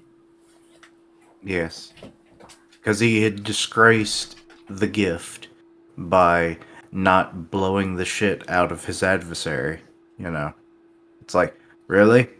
You want to speak my name when you're in such a damn weak-ass position, you piece of shit? I'm taking it back. And I'm taking more than that. Okay, so then that's the second question you get to answer. Before we continue to speculate, we have the clear question of whether he's on the moon or not. We have an individual who came in Blast, who came normal, They're both of those phrasing, both of those ways is gay. So no homo. Blast arrived and teleport made black holes. There's a cube on the ground. Then Saitama peeks into a hole and he can see, or he can't see, or that's what he says, he can't see. But we see God there. Now, Homeless Emperor is getting choked out. He looks up and he sees the moon. Are we to believe that God is on the moon? Are we to believe that God is underground? I ask this question because thinking about it more, it's really not so clear. Maybe there's more information that I'm not privy to, or that I'm not remembering, or that I haven't reread. But it seems to be a valid question to ask if God is actually on the moon. Let's entertain those three questions. Go ahead, Suzuki. Okay, so first I'll answer the question. I don't know why God gave Homeless Emperor those powers, like specifically him, because you would think, given that there's probably a lot more people physically stronger than Homeless Emperor who could, carry out whatever intentions God had for him. It's kind of weird that he gave it to just some random homeless dude. It kind of makes you think, can he give those same powers to other people too? So could we see another homeless emperor reborn, just with with same powers, different character? It's possible. What was the second question?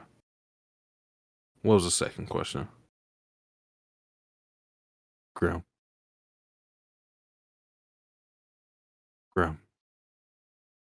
So the first one is God why. versus Elder Centipede. Go. I'm not God, doing no. We know Elder Centipede watching. Yeah, So, first one as we was know, there's only why. 4 heroes who could take him on, right? God ain't going against him. Oh, the second question was why God killed homeless, or why God took his powers back. Oh, okay. I think the way the chapter was written, I think it was showing that it was because he was about to go into details about God. Now, Remember, he already did. We learned that backstory, that when we learned about homeless was going to kill himself, that was him saying that God came and gave him power.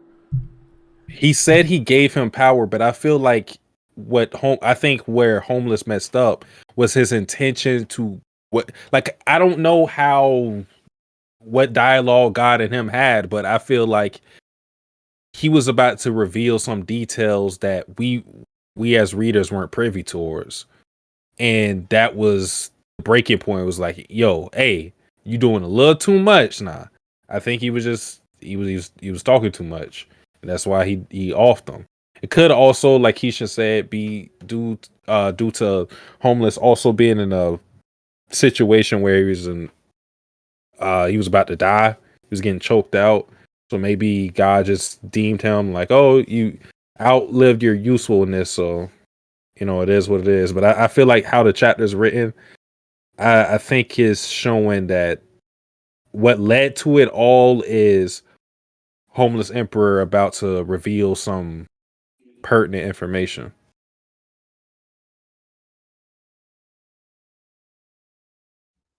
I mean, just to address the second question, I think I agree with you guys. I think it's right because the first time he started talking about God, homeless was in power. Zombie couldn't do anything to him, so he was just talking about God at that point. But this is a different scenario. He's getting choked out by Zombie Man at this point. If he might reveal because he's still human, he might be like, well, God might be thinking he might reveal information because he's in the bad situation because he's like humans are a problem, which is why he might have been like, okay, that's it for homeless now. But to address the first, I mean, if you think about when he first showed up, I mean, there are obviously more powerful people in the world, but when he first showed up to homeless emperor, God, like, homeless emperor was in a very bad place. Obviously, like we said earlier, like, he lost his job, he'd been homeless, and like he was planning to kill himself at that time. So maybe God saw him either as someone who could be easily manipulated because he's like, oh, he hates humanity like I do, or B, or or B, it is just because of like the hatred of humanity. Like, okay, I can trust you with this because you share the same vision as me. Because even like if you hold on, Matt. Let me. I want to add this so you can answer it. Okay, Because sure. that'll expand. Vaccine Man had similar dialogue, and that's why people compare the two. Did we ever see the moon in Vaccine Man's panels, or why didn't God take the powers away from Vaccine Man? Was it just because that time it was just too fast, or like? Well, we don't. It was the middle of the day. I'll also say, Grim, we don't like. I think that's definitely a good idea that Vaccine Man and God are linked, but there was never like a concrete moment where we saw that link. The moon, in terms of us as readers, the moon only really became privy to the story after Saitama got kicked to the moon. Yeah, That's only after that point. So if I had to guess when it started to become more active, because obviously at that point in time as well, like the prophecy was like, 6 months from now, the greatest disaster humanity ever showed up will do. And maybe Saitama getting kicked to the moon and damaging it, that was the thing that awakened everything going on. Because damage to the moon, if God's related to the moon, then that's probably the main thing I'd say there. But I don't think I've got anything else to add. Just, I loved this entrance. It was very good. Yeah. So the first question was, why did God give Homeless his powers? I think it was because he saw him as easy to manipulate. So what Matt said, his first option, I think it was, which was just he saw this guy who was about to kill himself. He's like, "Yep, easy to manipulate. I'll get this guy to go ahead and kind of do what I expect him to do, which is go and kill a whole bunch of people, go and kill probably whatever he can find to kill, and I'll be happy with that. So, and then if I ever need to take my powers back, it's easy enough to do. So I feel like that's the reason why he gave him his powers, just very easy to manipulate, and someone who was about to kill themselves anyway, so they'd have that kind of devotion to this god person. And then the second question was, why did he kill him? And why did he kill him now? I feel like, and this is, I feel like you might agree with this somewhat. I feel like this god character wants people to know about them, but only to an extent. So he allowed Zombie Man to tell, he allowed Homeless to tell Zombie Man about this god and how he received powers from him. But I don't know if he made him sign an NDA or something like that. There's obviously too much information that he didn't want them to know. So he let Homeless tell him, yeah, there is this god guy that gave me my abilities, but that's it. And as soon as he was about to disclose more, he completely offed him and he's like, yeah, I'll take my powers back. But I do think he's scheming, and I do think he wants them to be at least slightly aware of the fact that he exists. And what was the third question? Is God on the moon? I don't think so. I think that's just how he chose to kind of show himself to Homeless, because then they went into that flower field as well. So I don't think he's actually physically on the moon. I think this was just kind of what Homeless was seeing, and it might be another one of God's abilities or something like that, which is a change of perception. But I think that's just how he was showing himself. I don't think he's actually physically on the moon. Just to jump onto what you said, Sundown, about like killing Homeless, I think you're right. To me, like there's probably something like God, as we know, like for some reason God can't do stuff himself at this point in time. Like from what we saw, like at least when he was curled up to a ball, that's like a fetal position. So I think the reason he killed Homeless as well is because he's not ready to make his move yet. Whatever God wants to do, he can't do it yet. Well, actually, there's a comment on Grimm's video by a dude called Amory Gatelier. Actually, I swear we've spoken to him before, but he talks about how the prophecy on that mural that we saw underground, Saitama versus Orochi, It says, crossing the vast expanse of time, our God shall resurrect on this earth, when on this altar a worthy sacrifice is offered. So he thinks that God probably doesn't have a physical form yet, and hasn't been kind of summoned physically to the earth yet. That's probably why he has a slightly different form and size every time he appears, which is that's a good theory to have. He just hasn't been physically summoned yet, so maybe this is why we're seeing him in that kind of curled up form, the form on the moon. 2 different forms, 2 different sizes. So do you think he needs like a body to take form on Earth? Like he needs like someone to take over? Either a vessel or just he actually needs like the proper summoning jutsu to bring him to the planet. Is that a theory or a spoiler? That's That's a theory. That's a theory. That's literally just me and him me and Sundown talking. No, he said the guy Amari Gatelier. Oh no, that guy's theorizing as well. How do you know that? Because he's talking about the theory, and then he's talking about the prophecy, and then he's talking about this implies that God doesn't have a physical form yet. Okay. So if we're dealing with implications, that's not solid. Okay. And what he's quoting is the redraw sides Hammer versus Orochi. There's nothing along that line.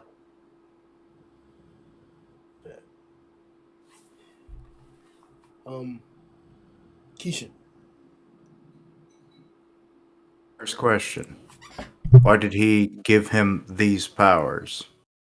Well, in a biblical sense, because this is a god and everything, usually they bestow a gift or a miracle upon someone at their lowest point. He was about to commit suicide. The Bible says against suicide because you go straight to hell. So it was like, hey, you're about as low as you can go right now while you're still alive. Let me give you something that might change your mind, give you a greater purpose.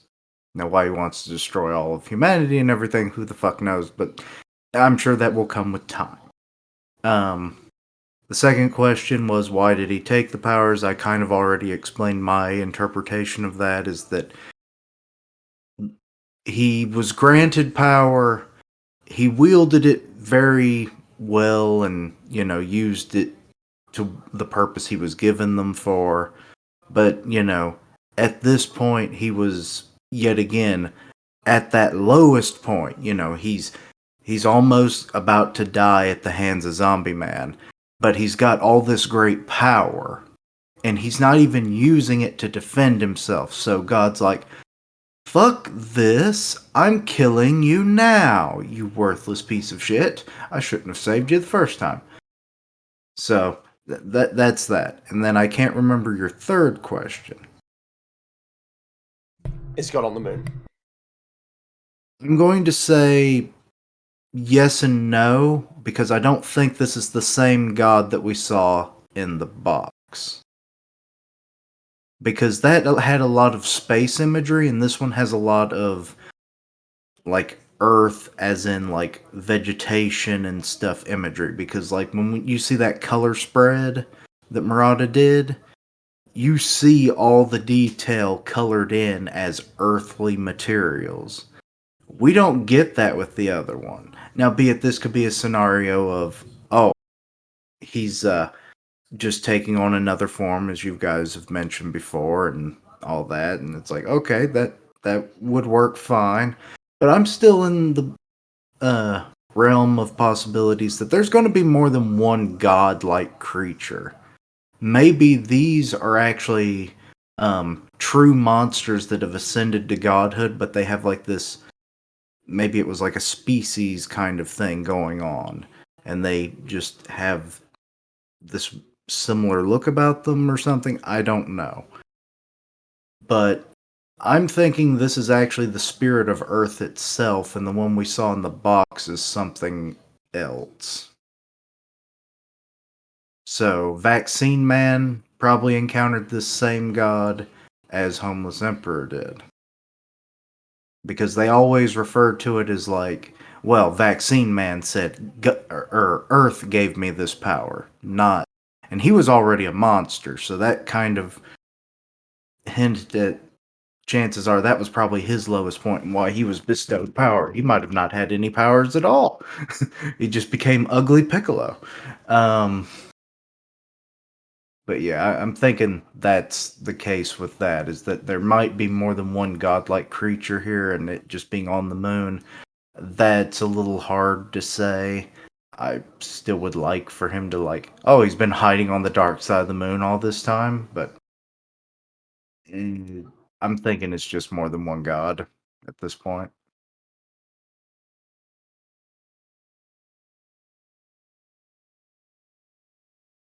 Keisha, man, the only nigga to say this, bro. Nobody. I mean, nah, bro. I don't think so. There's one God. Well, think about it. Is there just one dragon level threat? They refer to these as single entities on the threat chart. It's like god level threat. Okay, well there could be gods, just as if there's dragons, there's wolves, there's tigers, there's demons. Boom, the possibility is out there. Are you implying that God is a God level threat? That could just be what he's freaking calling them. We don't know exactly what they are. Anything that's of such a high level of power, we're probably going to refer to it as a god. Because that's just how we perceive things as humans. Keisha, They you're could off be. in so many different directions. I'm talking about. Yes. I'm talking about in One Punch power level. There's dragon, and then there's God level threat. Yes. Are you implying that God is a God level threat because his name is God? Well, they had to have gotten it from something, didn't they? This nigga. Isn't it If just you wanted to, if you want to look at anything, right? We obviously don't know what God's about, but he was on the moon and he vaporized Homeless Emperor like that. So, if there is a God level threat, it would make sense for the character that we are referring to as God to be that. okay? Well, Like, not- Saitama or Boros was on the Earth, and he sent Saitama to the moon. So why isn't Boros a god? Because well, that's the thing. I guess the ultimate thing that we know about God level threats is they're a threat to humanity. So, potentially any monster could be a God level threat if left alone, right? Like Boros could have been a God level threat if, none of the S class heroes fought him. No, sir. No, sir. I get exactly what you're saying. You're saying that, Yeah. that a certain power level should be able to threaten all of humanity if there's not a sufficient deterrent. The emphasis that was put on by, I think it was the authors outside of the manga, is that Boros specifically is not a god level threat. We have not seen a god level threat before. Yes, I agree with that. Okay, yeah, that's why I'm questioning it, because sure, he's doing these crazy feats. That's why I say the third question is valid, because now that you guys are saying it like this, I think it's really, maybe he's not on the moon. Maybe he's not on the moon. And if on the opposing side is that he is on the moon, then sure, that's a crazy feat. He was on the moon and he killed Homeless Emperor from there. Well, I mean, if it is literally, if we take his namesake, if he's a god, he could just and he's at the moment omnipotent, he can show up anywhere, right? That might just be a case of the moon, in the sky, the moon's the focus on it, so that's what's going to stick out to Homeless. That might be how he just chose to communicate, because as we saw, that's how he first showed up to him. Next thing, they're in a massive flower field, and God's just staring down at him.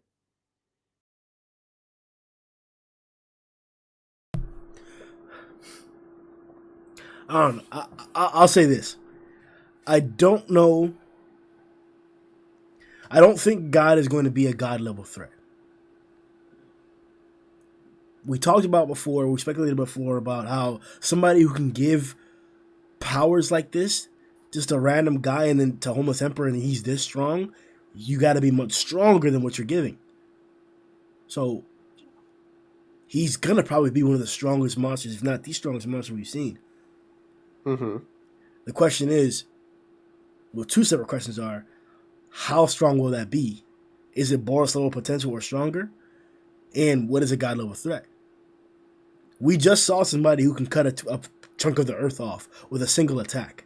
And then we saw her in the next consecutive chapters spam those same attacks. before we ever got any indication or any type of questionable scenario where we could say she was nerfed or not. After we saw the first Earth Cutter, the next ones were also Earth Cutters of the same level. So we saw somebody who could have cut the Earth in half, cut the Earth multiple times. And even that was not declared a god level threat. Even that individual was defeated by Tatsumaki, the number 2 in the association itself. So, my personal opinion is that we're not going to see a god level threat this arc. No, I agree with that. And that God is not strong. Is not going to be stronger than Boros. I would disagree with that. Mm-hmm. Please. I mean, to ultimately like to build this whole second part was just about building up God, right? And like, you know, as powerful as Homus is, like to easily just like not only give that kind of power, but to take it away and vaporize him is insane power on its own. But this is pure speculation on this part. But because like when when Psychos and Orochi were fusing, they saw like that twisted sun, which is a design very similar to God, right? Like that whole like twisted, like veiny kind of Yeah. there's like pattern to it. Mhm. Which would make trying to just use a bit of like, I guess in brackets, common sense on this, like like that would at least apply to me that some being, maybe this, I would assume this god gave that same kind of power, allowed this kind of potential to happen. And I would argue by saying that, you know, Sairochi was above dragon. So then by natural extension, if you're giving these kind of powers out to making people this strong, dragon or above dragon, and the being above that should be stronger than that, then to me, God is the God level threat, and extension of that is stronger than Boros.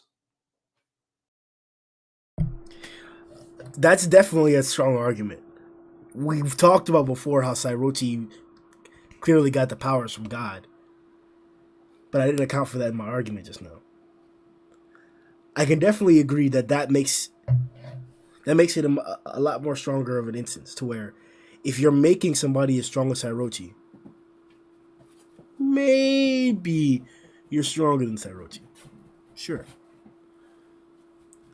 I would argue, or I would try to defend myself with the potential, the base potential, or the base ingredients that Orochi and Psychos were already bringing to the scenario were already high, were already of this potential. I would defend myself with saying that we don't know how potent the power up that God gave Sairochi and Orochi, Psychos and Orochi really was. Whether it was 10% of the pie or whether he brought 60% of the pie. It's arguable. I would even go as to say that it's logical to assume that the same power up that he gave the homeless, he gave to Orochi and Psychos, so that they're the ones that actually contributed the most to the power, while God supplied a 20% that pushed them over the edge. But I think the Earth Cutter was only possible because of the boost of God. So again, I can see the argument there for God to be a god. The problem is, just like we don't know what you need for the category of God, like in terms of seeing it, not just being told, oh, you got to threaten humanity, like seeing it, we also don't know what this above dragon or the extent of the dragon is. And it's basically, it's literally the same question. What do you need to be a god? And how far or what's the limit of a dragon? Because there is no above dragon. That does not exist. Boros, Orochi, Beefcake, Rover, Bakuzan are all in the same exact category. They're all the same exact threat level. All those 5 characters. In One Punch Man, those 5 characters are the exact same threat level. Dragon. So that's my best defense against or for why I say that God is not going to be a God level threat, and why I still think that Boros, for what he's shown, is probably going to be stronger than what God has yet to show. Probably the best argument I can say is like there is a very clear gap between the threat levels as well. So like a demon can't beat a dragon, a tiger can't beat a demon, so on and so forth. Like in terms of like it's like like we've seen, like there's just a lot of power between them. So for God to this easily beat a dragon, not beat in a fight, but to just like easily just let go, you're not worth my time. You're forfeit. Your powers, your life, they are forfeit. That to me would also imply that this is like the step above dragon. Now, of course, like we haven't seen him fight, and I don't know if we ever will, and like because he's such a big mystery still. But that logic to me, just the jumps in logic there make me go, okay, this guy is above dragon, and like not saying like above dragons in like the above dragon rank we give things, but like he's the step up from that. You have to say the phrase, Matt. If you're arguing for it, you have to say the phrase. Say it. Call him that. What, that I think God... Well, like, I think we might be overcomplicating it, and I think God is the God level threat. There you go. Sasuke, Sundown? Yep. I'm not against that. I think God is the God level threat. That's my answer. Yeah, if we had to take a stance on that would be the side I would lean towards. It's not even really because the name is just like what Matt pretty much said. The fact that he can pretty much give these powers, like imagine an entity being able to give out the powers Homeless has like a piece of fucking candy. At that point, you had to be, even if you're not thought of as a god, like you're in a different realm of power, because who else can do something like that? Where you can just give, you can basically create dragons that easy.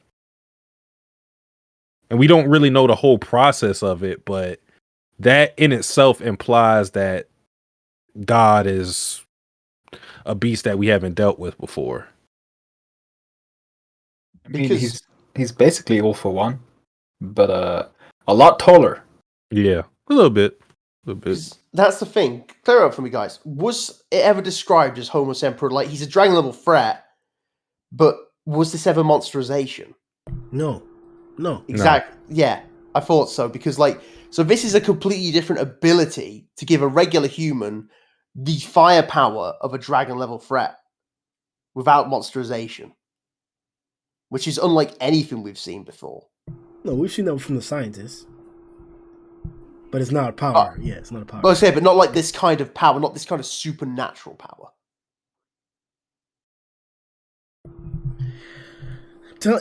I'm not... Man, like, the argument's solid. I'll give you that right there. Like, I can't say that, like, the things that we're seeing giving a Homeless Emperor this level of power, undefinably, but giving Sairochi that level of power, like, you're right. Like, you would assume that the individual giving those abilities, if they're giving them out like candy, like Sasuke's mentioning, then they have to be unimaginable in power, much stronger than these individuals. But I'm expecting a god level threat to be something that it's almost unimaginable.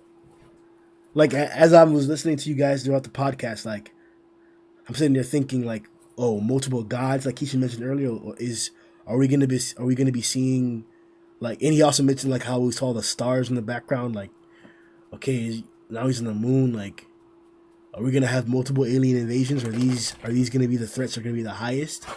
The last one, the highest threat was an alien invasion. I guess you can call Sairochi not an alien invasion, but Saitama didn't answer Sairochi, so it wasn't the next biggest threat. But okay, I'll just say this personally. I don't think there's multiple gods. I think it's probably just one. I know I get why Keisha said that, and and obviously, that's a possibility. But the reason I say that is also because you said about multiple alien invasions. I think, to me, the whole point of Boros was to say there's no threat in space anymore. Like, Boros was the dominator of the universe. He was the strongest guy out there in space. So when Saitama showed up, Saitama put him down. To me, that was Muratamon going, okay, there's no like off-planet stuff. Like, there's no threat from outside. The threat is to do with Earth now. The reason why I mentioned alien wasn't just because of Keisha mentioning the multiple gods thing. It was mainly because of the method of his assault. He's not directly coming here to destroy humanity or whatever, or to take over, or to bust the planet or whatever. He's not here. As we're already speculating, we don't even know if he's on the moon or not, or whether he's on the ground. We don't know where he is. But in that same instance, or on the versus side, Boros came in with straight physical force, landed, and then just decimated a city. So that's why I'm comparing. Okay, we don't know where this guy is. We're seeing stars all the time whenever we see him, or if not, we can't necessarily pinpoint his actual location. And now he's on the moon. Could this guy be an alien? Different way of attacking, what the different way of fuck he doing it. is, man. Yeah, I don't know. That's why I say that. I agree. There's probably not multiple gods. I think there's only one god. But why? I mean, we've already put it out there like that. Like, we've talked about, we've questioned why he's on the moon. We've questioned why he took the powers. We've questioned why he given the powers. Now we've even discussed if he could actually be the namesake of his threat. So, Do you think his plot line is closed for this arc now with this chapter? Homer's Emperor? No, God. That would be interesting. If we're really not going to resolve this storyline until another arc, if he's going to be like the actual big villain that we're going to see later on, that would be interesting. I'm not expecting that. I'm expecting him to get killed. I don't know what's going to be after this arc. Like, we're not in a position to be ending the story whatsoever. That's not even close. There's nothing alluding or hinting to that. But, like, I don't know. We're going to see more dragons. Go ahead. Just to clear up, mate. Do you think God's going to get killed this arc? I think God's going to get killed this arc. Because he showed up this arc. I mean, he showed up this arc, but I think the whole point of this for me is like build up more than anything. Like, Yeah. I don't see this as like, this is like this is who we're going to fight this arc as well, like, because to me the climax of this arc is Saitama versus Garou. So if God shows up, this crazy powerful being shows up as well.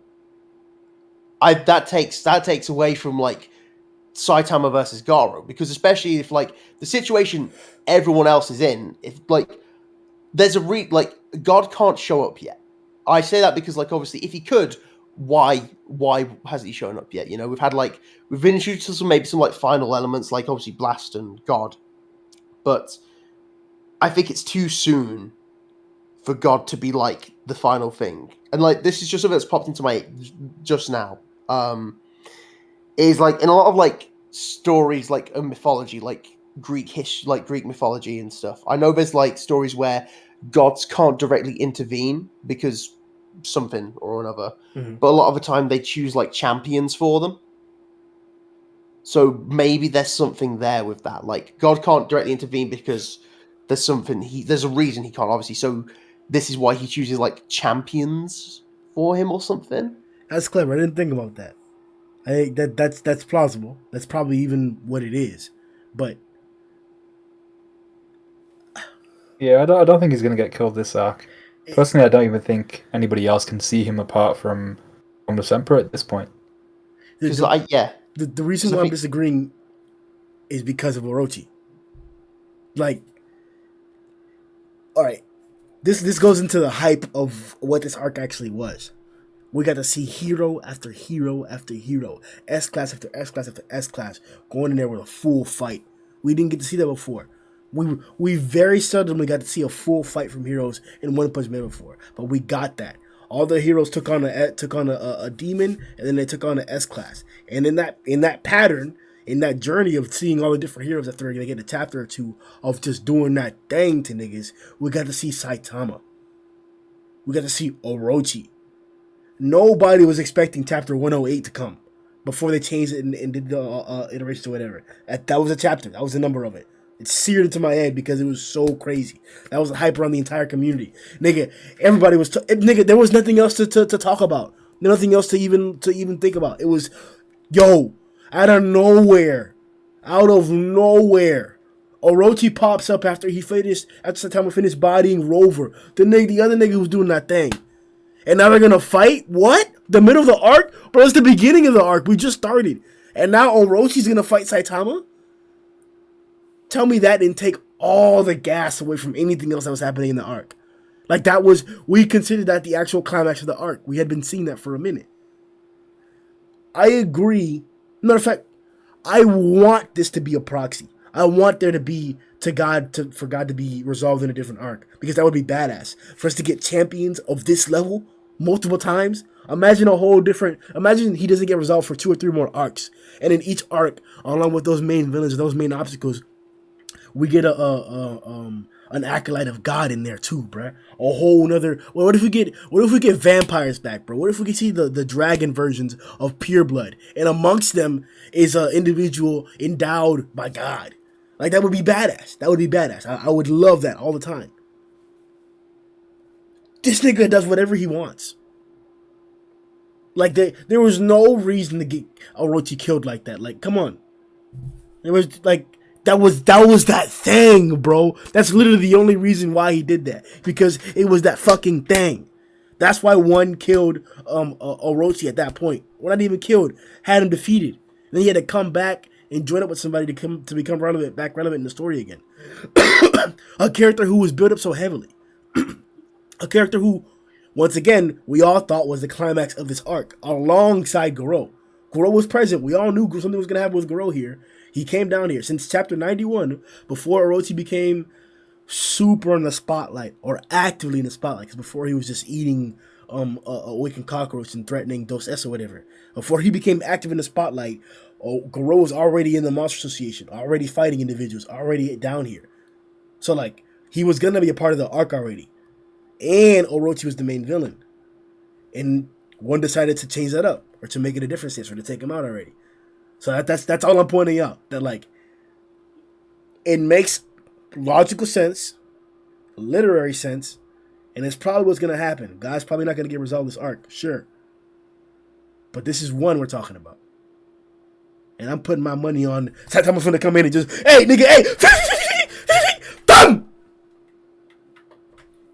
And no more God. If that happened, I mean, I don't know how I'd feel, because I'd love it. But then I'd be like, oh, cool. What now? That's what I think he wants. I think he likes that more than anything else. I think he likes his readers saying, what now? More than any other feeling that you could get or have from the story. Tell me how many times you can predict what's going to happen next in One Punch Man, Matt. All the time. I'm a genius, mate. So damn. Ruin the example. All right. Hey, Sasuke. I'm here. Is God dying this arc? No. I feel like I'm of the same mindset of Matt. I feel like this is just being established. That's why I asked, do you guys think there will be more to God in this arc? Because the connection to God was Homeless Emperor and Phoenix Man. Like that those were the connections to this plot point. While the moon is still there, Phoenix Man. You mean Psycho or Cyrochi, nigga? No. I mean that world, like having that different world is like similar. Oh, okay, yeah. Not a direct connection, but the Phoenix space, like some loose weird crap. What else was I gonna say? There's not really any more connections to God. Like we although like characters have seen it, nobody's really involved with God. So I don't know if we're getting more from God this arc. I think if there is anything else, it's gonna be the newest connection, which is Zombie Man. Like, not in terms of actual connection, but like, we know he goes investigating. I say that because he was looking for the House of Evolution for a while. So Mhm. like now he might be like, okay, there's something going on with this god thing. I'm gonna go investigate what's going on. And maybe like I don't think that'll be like a massive part, but that might just be like a line or two, like he has like near the end of the arc, or like at the very end of the arc when it's all going down. We see what everyone's getting up to next.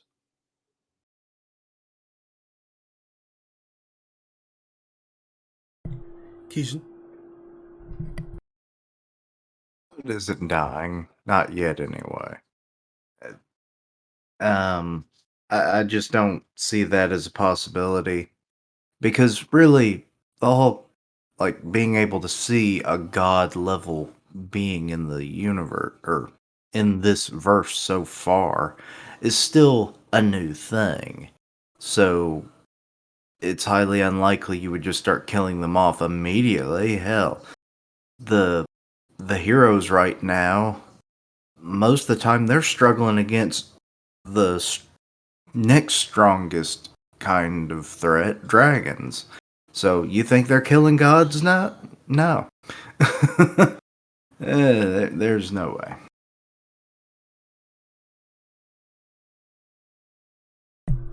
One Punch Man chapter 153 was spectacular.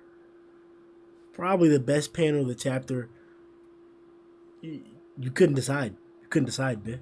Like for me, it's when Homer's sitting there just getting just demogrified. That's not even a word, bro. Like just transmogrified into dust, man. Like whatever you want to call it. Like that's my panel of the week.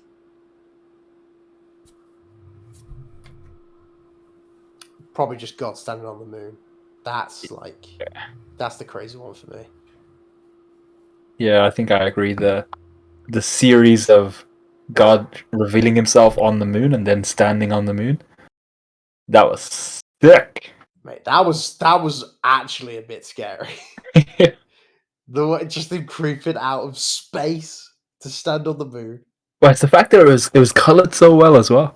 Because our boy Murata decided, yeah, you know what? These like 2-3 pages, I'm gonna color these for you guys. And then he has this like silvery hand in this really dark blue lit scape coming out. Nothing else behind it. It's just the black of the moon and the black of space. And he's like, what the hell's going on here? Man, that was so well done. Yeah, I wasn't expecting those. I thought they were inserted into the chapter by, the translators or something. And they just did like little quick colors till we got that note.